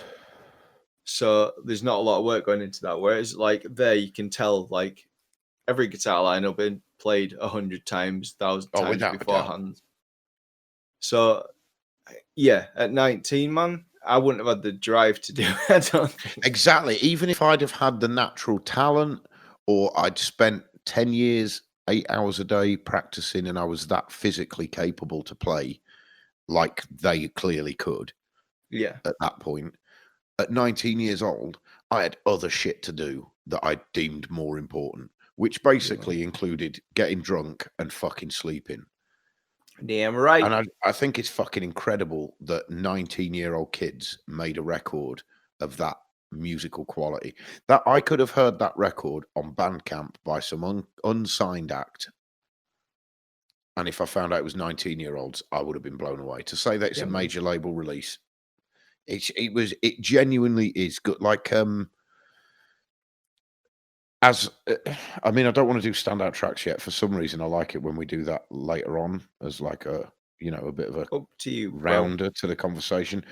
But I do think, without naming tracks, I do think that if you listen to Ascendancy and What the Dead Men Say next to each other, What the Dead Men Say is a more mature record.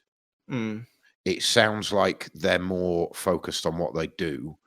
And I think if you look at, I mean, you and I will be familiar with some of the records in between, probably not all of them. None of us are into Trivium that much that we'd have listened Mm-mm. to every record over and over.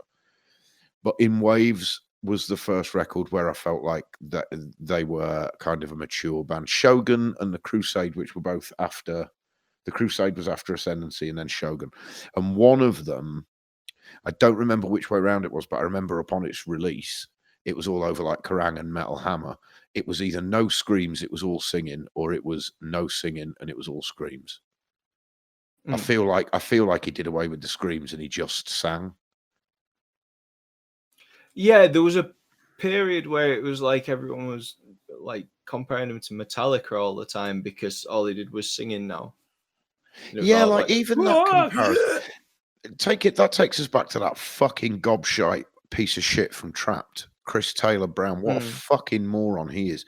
He argues with the bassist from Trivium, argues with him a lot, like trolls him on Twitter on purpose to get a rise out of him.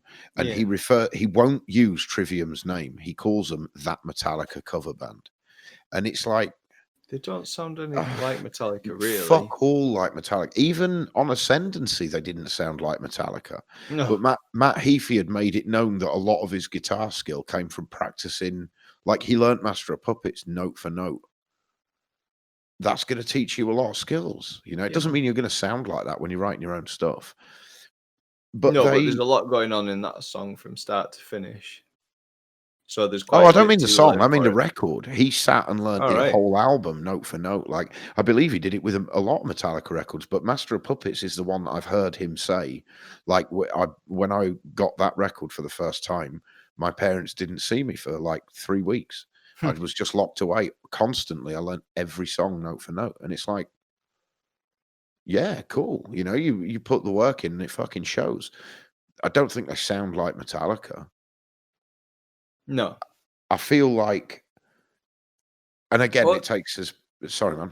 It's like I don't know. I can never remember who I've said what to, like with regard to things that I repeat a lot. But it's like whenever I think I'd like to go for this kind of sound, I don't listen to that band necessarily. I listen to what they said they were listening to at the time to figure out kind of why they were trying to do that.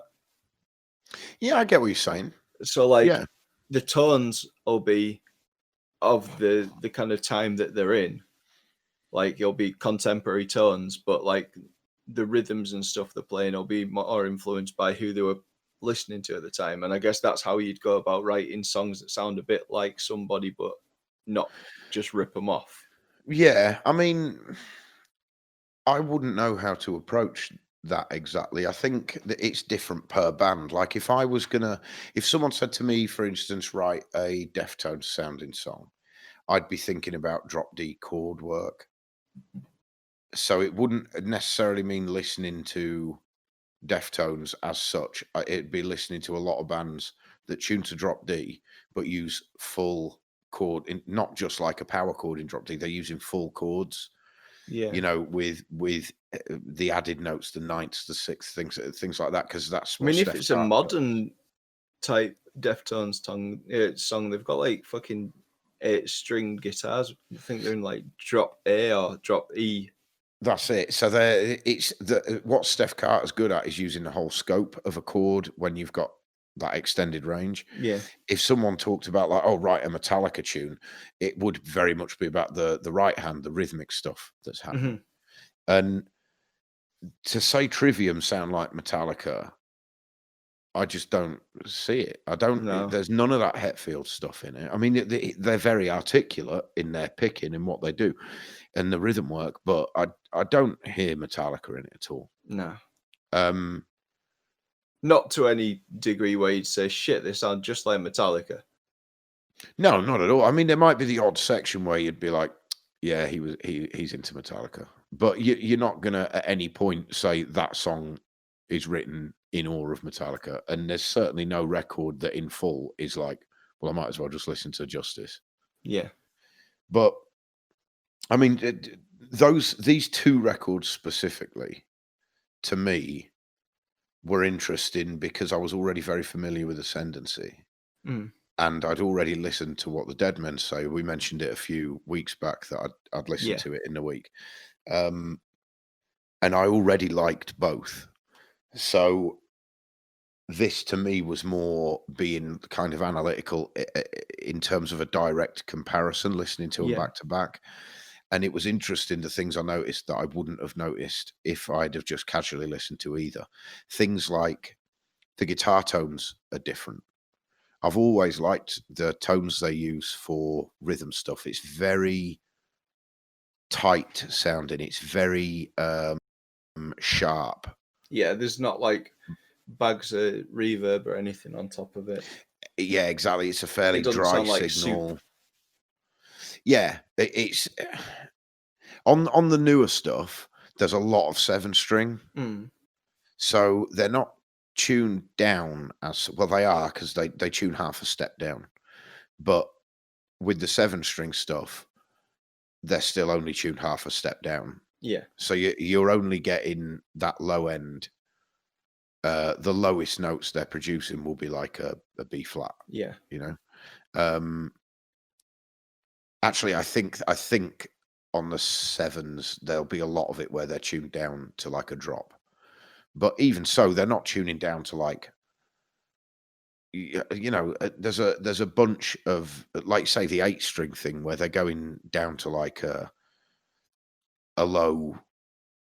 Do you know? I don't even know. I don't even know how an 8-string tuning works because no one's using 8-string with the top 6 strings in standard. They drop the whole thing like a full tone, Mm. and that's Trivium aren't going that low, but they're still obviously using a 7-string. But it doesn't sound like a 7-string to the point where we understand 7-string metal sounds. You know? Yeah. A load of But wobble. yeah, exactly. And the tone of the, I mean, bearing in mind there were 2 different drummers across these records. Yeah. The drummer on the newer record, I think, was not only a far superior drummer, but I think the drum sounds were far better. They're more polished. I mean, it's a major label release. The first album is a major Yeah. label release. Sorry, the second album, but it's still pretty metalcore raw sounding. Yeah, I mean, the thing is, Especially it's the like, drum sound when he's like playing his double pedal and stuff. It's like got that rattle to it, that yeah, early 2000s rattle to it. it was the toms to me, man. It Yeah. was the sound of the toms. The toms on Ascendancy are, oh, for want of a better word, they're kind of superficial. They're there because they're there. Mm. You know, and there's just the right amount of reverb on that you don't know if they were processed. Like if they Yeah. were, that could have been programmed toms for all I know. I'm assuming they weren't, but they I could have don't been. think so. I think the drums are too raw sounding. Like I say, they sound like there's moments where it's almost got a chop. Yeah, So yeah, I see what you you're saying, wouldn't yeah. need to do that if you were programming drums in. See, I feel like on the new record, that sounded to me, it sounded much more like a real drum kit Mm. on the new one, and It'll it's be specifically the toms that gave it away. They presumably it'll sounded just more be like a real better drums. recorded one. Like Yeah, the mics that they'll have put on the Ascendancy drum kit were probably not the mics that they put on the no, you What wouldn't the have Dead thought Men so. Say album. What, as a drummer, what did you think? Because bearing in mind the rest of the band are the same. Matt Heafy, Corey Bell, I can never say his name. Bellew, something like that. Is the lead guitarist. The guy that does the screams. I don't think he does them all, to be fair. I think Heafy still does do it. I mean, I've seen him. I don't know about this record, but I saw him doing vocal recording for In Waves, and he was doing the screams on that. Mm. That song, I mean, specifically. Heafy was still doing the screams on that, but I mean, when they're live, I imagine Hetfield save his voice or whatever. But the bassist is Travis something, isn't it? Mm-hmm. I think so. Now, the original drummer was a dude called Paolo, I believe. I'm going to look this up. I don't want to get it wrong and fuck up. Come on, you cunt. Right, so it is... Oh, no, Paolo is still in the band. Paolo is the bassist. And Travis Smith was the drummer. And he isn't. So on the Ascendancy, it's Matt Heafy, Corey Bulu, I don't know how to pronounce that. Paolo Gregoletto, and it was Travis Smith. On the new record, the drummer is Alex Bent. But Alex Bent has been in the band, I believe, some time. I'm pretty sure he's been with Trivium long enough. Actually, he's only done 2017. He's only done 2 records with them. I was under the impression. So when did Travis Smith leave then? What did he?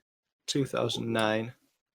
Oh, so I wonder, so this new guy is like the 3rd drummer then. Yeah, there must have been a dude for like 8 years in the middle there. Yeah, I wasn't aware of that. I thought that this guy was just, the new drummer.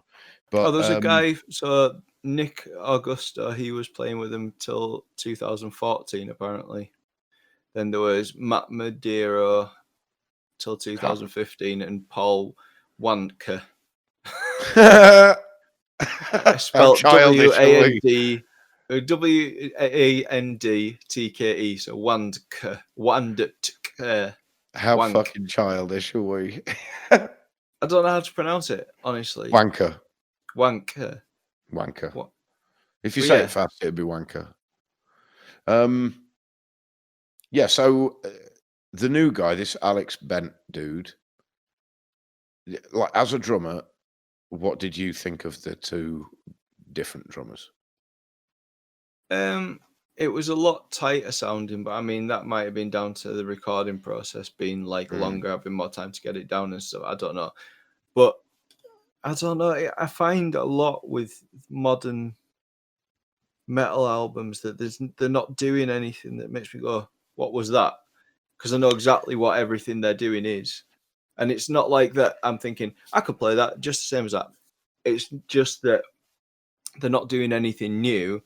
I could do the same thing but slower, and it would take me a couple of seconds to work it out, as opposed to stuff on the first album where I was like Pull Harder, the drum beat on that.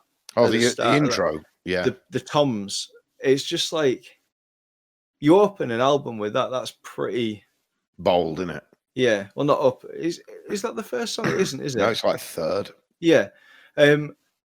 But yeah, you open a song with that kind of like sound, and it's just it's brave. Like, all right, mate, look over here, kind of thing. As opposed to there's not really anything on what the Dead Men Say that makes me think this drummer's got some new fucking ground to lay down. Sorry, I didn't mean to press that. What the Dead Men, I'm on Spotify and I was trying to open the album to look at the track titles, and I pressed the name of the song instead. There is a moment on What the Dead Men Say, now that I've got the tracks in front of me. I think it's either Among the Shadows and what's it called? Among the Shadows and the Stones, or The Defiant, it might be. But there's one moment in the middle of the song, there's a drum fill. And I had to rewind it first time it came on. I was like, fuck, what was that? I feel like this dude's a better drummer. It's probably, like you say, it's probably more technically proficient. And he might, each person's entirely entitled to their own opinion. But yeah, but that's why I'm interested in what you think, because you're a drummer, you know more about this than me. Listening to it, he came across to me as a better drummer. He was more interesting. Like on that Ascendancy record, maybe it's just because I've heard Ascendancy so much, but I haven't listened to it loads in recent years, and nothing that happened drum-wise on that record came as a surprise. I know what you're saying about like Pull Harder, because when that track first dropped years back, I do remember straight away thinking, fucking check that intro. You know what I mean? That was Yeah. mint. But when the intro's finished, there's not much else going on drum wise, and I don't remember any other moments in that record where drum wise I was blown away, apart from maybe he does something on Gunshot to the Head of Trepidation. Hmm. The beat on that throughout, I thought would be really simple, but I think if you look at it, it's actually that's gonna take some practice to get it right and tight. Like, I'm not saying the Yeah, guy's a bad it's drummer. kind of like what Lars Ulrich's trying to do on One, but a Yeah, bit tighter. yeah, oh yeah, a lot tighter. But which, to be fair, I'm a lot tighter than Lars Ulrich. Not you, no, you're not. No, that's a good point. I'm not. I don't tie my shoes as tight as Lars Ulrich. I don't need lube with you. I feel like, I mean, I don't know what else there is apart from moving on to the standout tracks. We've talked about the general sound. The guitar tones to me have changed. I wouldn't say which I prefer because I think they both are great. The guitar sounds on I both quite records are liked great. the bass solo at the start of Bleeding to me, but I don't really particularly like the song so much. But the bass sound at the start is blowing, blong. It's got that like twirly clonk to it. That whole sound, that bass sound is fucking great. And once I'd heard it soloed, like isolated at the beginning of that track, I found that I was hearing it more in subsequent track in the later tracks. Yeah, it's a great bass sound. I'd love to know what they used to get that sound. I would put money on it being a Dark Glass preamp. I was going to say Dark Glass, probably. Everyone uses that now, innit? Yeah, but there's a reason, you know. Yeah, fucking John brilliant. had one or has one. I don't know if he's still got it. Oh, they're good. But he had the pedal to begin with, and then he got the head because everyone seems to be moving to the head. It's got all the Dark Glass tone inside it in one packet, and it's got power. So it's an excellent bass sound, and that much stood clonk. out. The whole record sounds tighter, more polished, like more produced, but at the same time, not in a way that makes it sound more like more money's gone into it. It's done, to me, it came across as, and it might be a bit of cognitive dissonance because I'm aware that I was so impressed at how young they were when they made Ascendancy.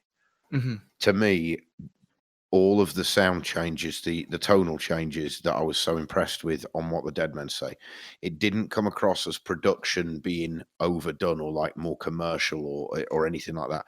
It was more, they are now older and mature enough to make the correct production decisions for better sounds. Like it just made the whole thing sound more mature to me. I think the songwriting was more mature. I think musically it was more mature. I think production wise it was more mature. But at no point does that take anything away from Ascendancy, because I think, as I said earlier, I was genuinely fucking blown away that this was 19-year-old kids. Like it's such a fucking accomplished record for a bunch of 19-year-olds. And it doesn't sound dated either, really. No, it really doesn't. It genuinely doesn't. It sounds like, you know, when you listen to kind of an album and you can't place it when it came from, but you think that's the kind of album that will sound just awesome forever. Yeah, man. I feel like it's timeless. almost that kind of album. Yeah, I mean, I'm not going to say it's an absolute classic of the genre or anything like that, but I bet I could listen to it with 15 years out from its release. I reckon in another 15 years, I could put that on and it will sound exactly the same. Like, I won't feel suddenly like, shit, this is what metal sounded like 30 years ago. It's just, no, this is metal, you know? It's still going to sound good. And I'm not the world's biggest Trivium fan, but I've got a lot of respect for them. And I feel like they're a band who have learned, because without a doubt, I know we said that, like, you know, neither of us are big enough fans that we've been listening to every record over and over. But I have listened to the records in between over the years, and if I'm honest, after Ascendancy, the next record they made that I thought was good was In Waves, Yeah. and even that wasn't. I wouldn't say was great. This is They're all this is the first one that I've listened to properly, I would say, because every time I've heard a single come out, I've got the same feeling recently. Well, I say recently, like you said, since the Crusade, that everything they're releasing has that bullet feel for me. Like yeah. I'm I know just what you not. mean. It doesn't get my juices flowing. Well, look, the Crusade Ascendancy was great. The Crusade and Shogun to me were both real letdowns. Mm. Um, I think that was a general consensus, wasn't it? Because it was like pretty much. In Waves was like a make or break kind of record, wasn't it? Yeah, and that I thought was good. I mean, I wouldn't say it was their best work by a long shot, but it was good. And then Sin and the Sacrifice, I think the one before this was called, Yeah. and that wasn't a bad record either. Which, to be fair, I hadn't given much time to until this week. Sin in the After Sentence. Sorry. Sin and the Sentences, and that, so I hadn't given that much time until this week. But listening to Trivium, I decided to give that a little spin too. And I didn't get through the whole record, and I skipped tracks that I felt were, had started A well waste of your before time. in a Come on, way. be honest. I wouldn't say a waste of time, but what Trivium have got, this is something that we didn't mention. Trivium have got a knack of having awesome openers to songs, and Yeah. then after the intro, not so much. And even the title track on there, What the Dead Men Say, that intro, that riff is fucking brilliant. And I Yeah. wanted it to carry on like that. But the minute it gets into a verse, it's very different. Yeah. And it's not that it's bad, it's not how I wanted it to carry on. But what Trivium are good at is having songs that have got lots of different sections. So if that one section isn't to your taste, I would advise don't skip the track thinking, Just oh, great. hang in there, man. Yeah, because there'll be another section later on that'll fucking rip you a new one again. And I guess what I'm saying is this, I think, is their best record since Ascendancy. Yeah, I think I'd go with that. What were your standout tracks on each record? On What the Dead Men Say, I would say. Let me have a look. I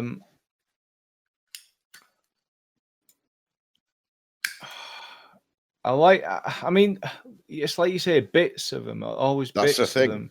That's the thing, man. There was one that started really fucking cool. Not that one. The Defiant opens fucking straight in your face. Yeah.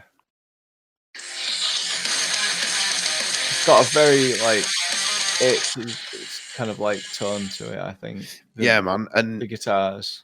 That's another thing I should mention, because that just reminded me. Another thing I love about Trivium is guitar harmony, man. I fucking love me some guitar harmony. And they're a band who don't make it sound old-fashioned.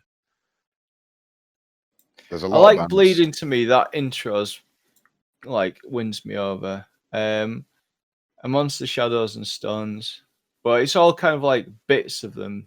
They're all kind of like bits of the songs are the things that I dig, not the whole things necessarily. My standouts from the last record, What the Dead Men Say, the opening track 9 leads straight into What the Dead Men Say, and I would suggest you listen to them as one track because they work perfectly together. And I think What the Dead Men Say, I know I said after that main riff, I lost interest a little bit, but it's literally only for 10 seconds. I think that's a great record opener. Those two paired, and it's an excellent song. The one that follows that, actually, The Catastrophist, I think is pretty strong. The Defiant, I thought was very good, and the last song, actually the last two, Bending the Arc to Fear and The Ones We Leave Behind, I thought were really good. Yeah. So overall, I think it's a really strong album, and I can say with some degree of, not honesty, of hope, that it's one I'll return to, I think, sooner rather than later. I can see me putting that on again this week. Yeah, I'll listen to it again. like there's a bigger chance of me listening to it again, should I say, than there is of the last kind of few, maybe 3 or 4 albums. But yeah, I mean, it's. I dig it. I'll listen to The Sin in the Sentence, and I'll listen to In Waves. Vengeance Falls, I'm not familiar with at all. I don't think I've ever heard a single track off it, so I might give that a go. But Shogun and The Crusade, I think for me, I've probably forgotten. Like, it's doubtful I'd ever return to either. I like some songs off Ember to Inferno. Ember to Inferno is excellent. I heard a few tracks off it, I think, before Ascendancy came out, because I was listening to Pillar of Serpents. And I think Requiem's Requiem. Good. Yeah, Requiem's good on that one. And the other one I remember off there is When All Light Dies, but I think that's just because it was a single, so I'll have seen it on Scuzz or something. I don't remember how it goes. It's the title. But what's your standouts on the and that's similar to a Kill Switch song. Is that the album As Daylight Dies? It's kind of like a similar kind of title. Yeah, I guess it is. Yeah. Ascendancy, I would say. Rain, Pull Harder. Ascendancy is a good track. This, like the rest of the album's kind of bits of songs, but Dying in Your Arms, I don't know why I like the key change at the end of that. Is Dying in Your Arms the one? Is that the one? Yeah, I liked that. And the one after it is, I haven't got bit it emo, but there we go. The Deceived. I thought that was good. But my favourite track on that, because Pull Hard is obviously a fucking go-to. That's a great track. Drown and Torn Asunder is pretty good. A Gunshot's good. Gunshot to the Head of Trepidation is without the intro doubt. Especially. That Gunshot to the Head of Trepidation is without doubt my favourite song that Trivium have ever Like to Flies as well, man. Like to Flies is cool. It's a banger, really. But Gunshot to the Head of Trepidation is without a doubt, I think, the best work that band has ever done, like as a single track. There's the whole middle section where the solo's about to kick in. As soon as you hear that riff, down, digga down, digga down, digga down, digga down, digga da da da down, digga down, digga down, you know you're in for a fucking good time. And the solo work that they do between them is, I'd go as far as saying that is among the best metal solos I've ever heard. It's just so fucking cool. It's got groove. The whole song's just fucking excellent. It's honestly, I think, the best song they've ever written. I'd say it's definitely up there, man. It's on a very strong record. It's right in the middle of a very strong record. Like, it's really well placed in there. It's a pick me up. Do you think, it's not something we normally talk about, but do you think there are, because we talked about how the two albums are different, is there a single track on Ascendancy that you think would fit on What the Dead Men Say? I'm not sure there is. Maybe one of the later ones. I think if any of them, it would maybe be Pull Harder. I don't know what album I feel like Declaration sticks on anyway, because it's major key, but that would probably fit pretty well, because there's a bit of like major work on the new album. And there's ballady stuff as well. Yeah, which, if I'm honest, I think is where I lose interest in Trivium. Yeah, that's not what I'm listening to Trivium for, you know. So the last track, The Ones We Leave Behind, is kind of a similar feeling, not sounding particularly, but feeling to Declaration. So maybe that kind of. As I say, that would be one of my standouts, The Ones We Leave Behind. I thought that was really good. I'll tell you this much, right? Of all the weeks we've done this now in this new format, this has got to be like the 6th week or whatever. This is the most fun I've had listening to 2 records. Yeah. Like, I've really enjoyed going through both of these. It didn't feel like first time any when kind I've of work listened. at all. Yeah, first time I've listened to both albums, been like, yeah, this was good. This is I could listen to this again quite happily. I might put this on again just for fun. Yeah, I've really enjoyed it this week. It was a good excuse to listen to Ascendancy again after a couple of years of not listening to it. Or Yeah. that's not true. I did listen to it only a couple of months back, to be fair, but not right through. It was just the odd track. So it was a good excuse to listen to it all the way through, and I really enjoyed that.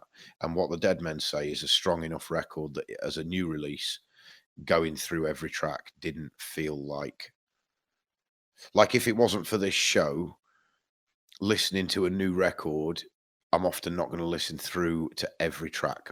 There's going to be the odd one where if it hasn't grabbed me in the first 30 seconds, I'll probably be skipping it.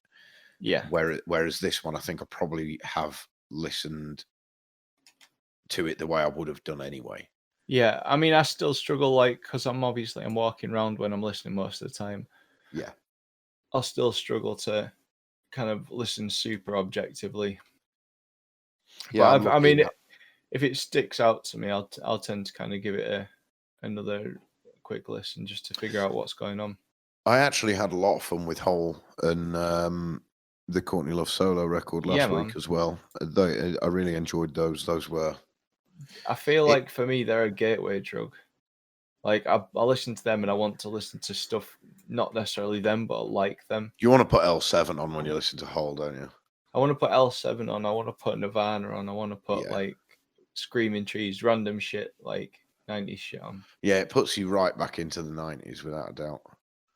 But so yeah, that was Ascendancy and What the Dead Men Say by Trivium from 2005 and from this year, respectively. Both excellent records. I can't imagine anyone who's listening to this is not aware of Trivium. Like, I don't think we're opening any new doors to anyone this week. But no, but there's a good chance there's people that are on the same kind of valley as us, where it's like, you know, you don't go near them too often. Yeah, I think they're a band that everyone knows who they are, but maybe not a band that everyone's listening to every day, you know.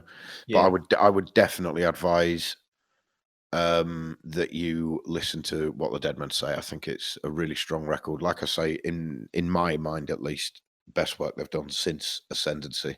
And I think it's always worth going back and listening to Ascendancy because it is a genuine accomplishment when you take into account who made it and how old they were at the time. I just think there's something deeper there to listen to. But yeah, that was that. So what a time we had.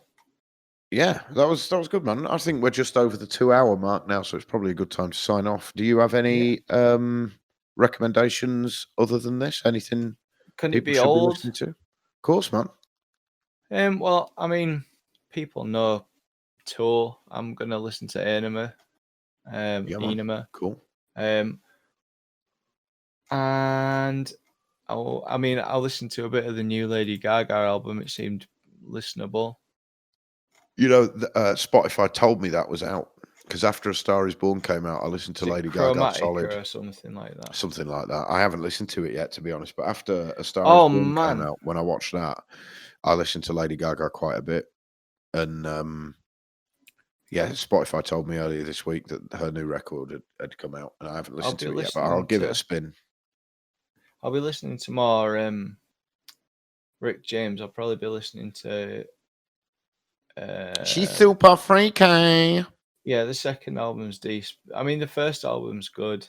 It's got Mary Jane on it, which is a jam. Oh, fuck knows. Tons. Is it a lot? Is it like pretty prolific? Yeah, man. Rick James, yeah, man. He's got, well, let me see. First album, go back down here. Keep going down. Stupid. So, first album was Come Get It. And that was in 1978. So 1, 2, 3, 4, 5, 6, 7, 8, 9, 10, 11, 12, 13, 14, 15. I mean, a couple of these are live albums, I think. So maybe 14 albums. Jesus. But did he die in 2000? He's been dead 2 or 3 years now, hasn't he? Is it that recently? I thought I was under the impression. Let's look it up. Rick James. 2000? I thought it was like 2012 or something. Could well have been. Died. Jesus. August 6th, 2004. Really? Fuck me, man.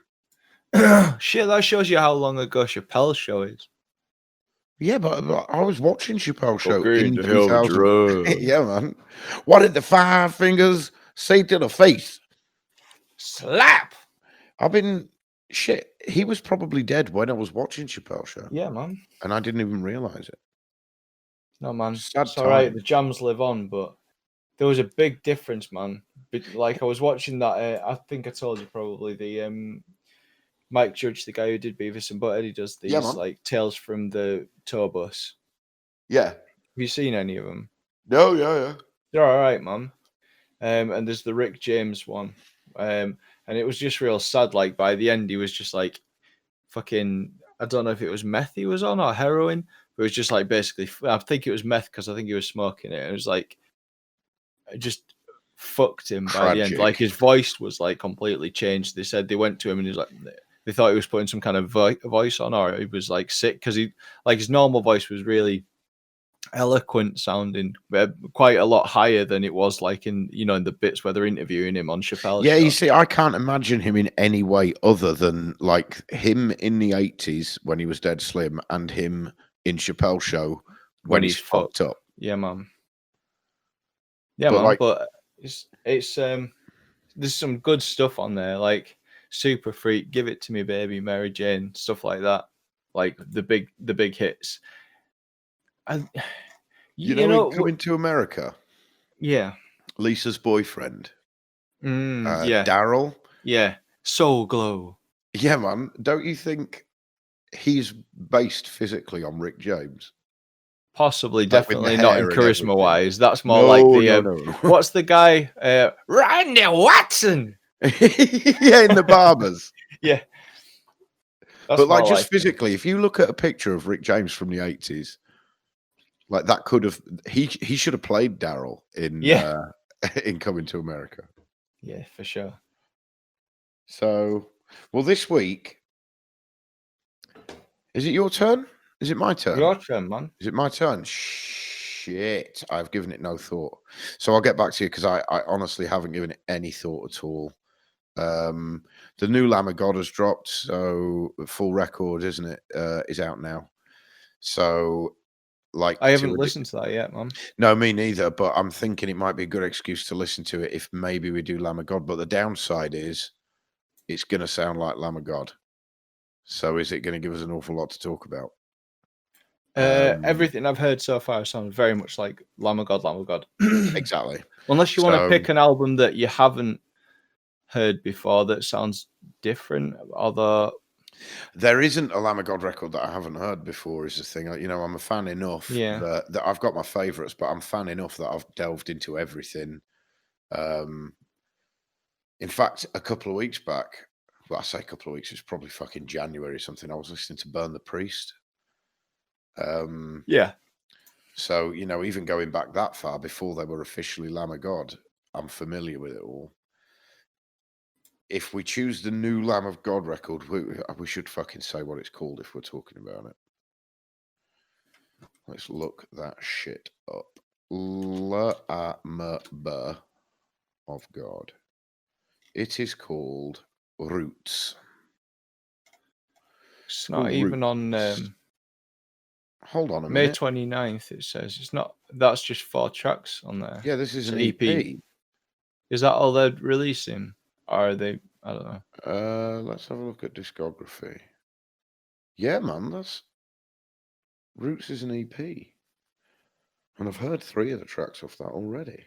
Yeah, me too. Well, that counts Lamb of God out. Oh well. I guess we'll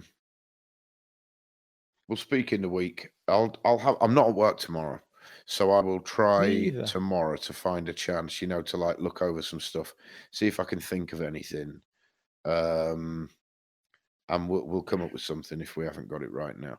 There was part of me that wanted to, it's a bit late now because it's been out well over a year, maybe pushing 2 years, but Catharsis by Machine Head. Mm-hmm. I wanted to look at that because that was the album. It was the last one that Dave McClain and Phil Demmel did. Yeah. And it was the writing on that record that made them leave. So I Right. thought that could be interesting, comparing that to, I don't know, any of the earlier ones. But I think we're so far after the fact, it might be a bit weird. Well, it's up to you, man. I think we can do anything we want.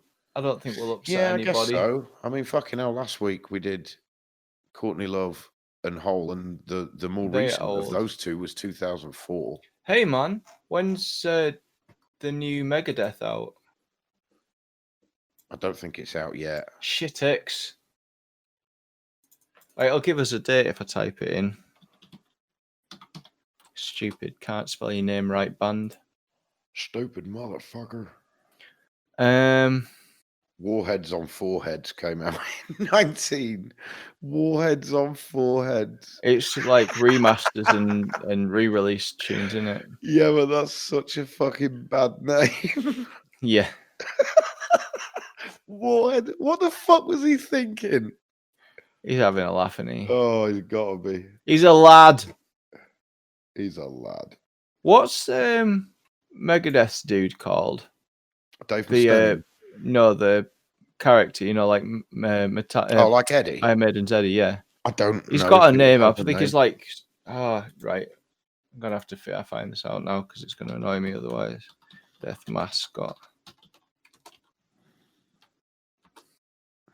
I don't know. Vic Rattlehead, that's him. Vic Rattlehead. Yeah, because he's got like chains attached to his ears. Nice.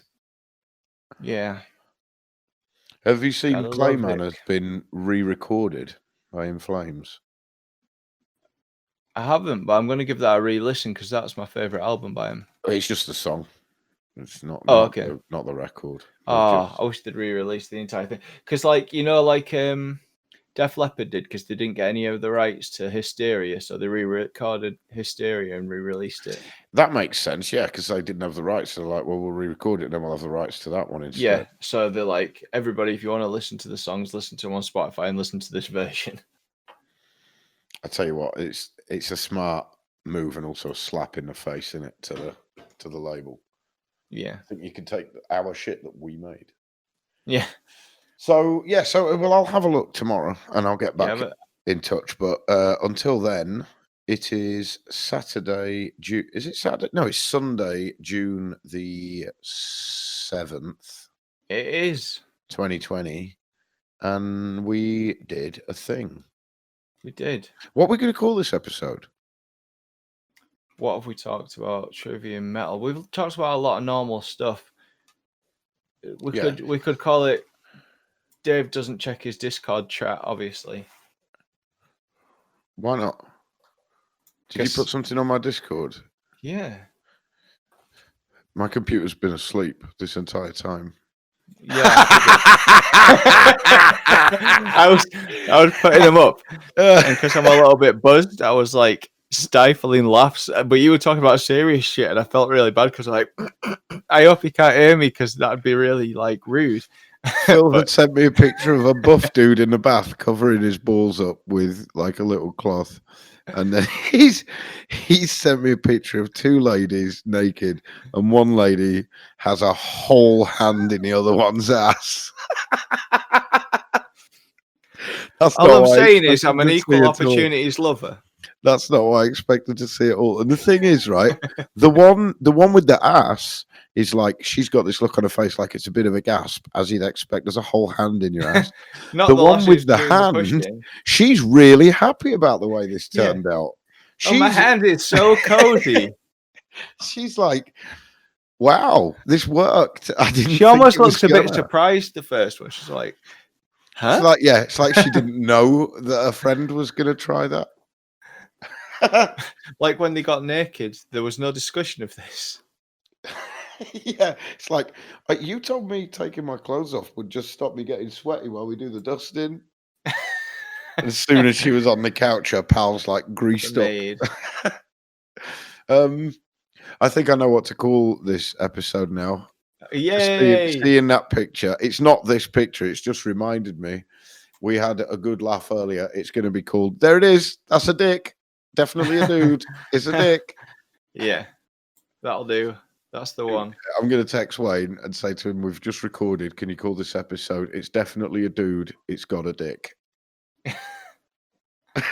And he will as well. He won't even like censor the word dick. It'll just be, it's definitely a dude. It's got a dick. Feel great about that. I feel pretty good. We've done a thing then. We have done a thing. We will do another thing next week. Let me find all of the contact bullshit. So bullshit. So you can find us on Facebook at Phil and Dave EA, or just search heavy in all caps. On Twitter, we are &_excellent. If you want to find us on YouTube, you can find us, just search Bite Back Media. That's Bite, BY, not BI. On Patreon, you just search the same thing. If you want to get in touch, you can email us, philanddaveea@gmail.com. And if you're already listening to this, then there is no need giving you the places you can get the podcast. But we're available on Spotify, Apple Podcasts, Google Podcasts, SoundCloud, Mixcloud. And if you feel like it, listen to it on all of those platforms. Leave us a like, a review, a follow, and all that shit. But get in touch, because it's nice to hear from people. It is. It's nice. I always say it's nice to hear from people, and then forget to tell you or mention it on mic when people have actually been in touch. But occasionally it does happen, and I should probably start making a note of saying that out loud. Yeah, because it's nice. Yeah, man. So it's nice to be nice. It's nice to be important, Phil, but it's important to be nice. And on that sentiment, fuck this shit. Let's go home. Let's get the fuck out of here. Latest taters. Latest taters. Keep it heavy.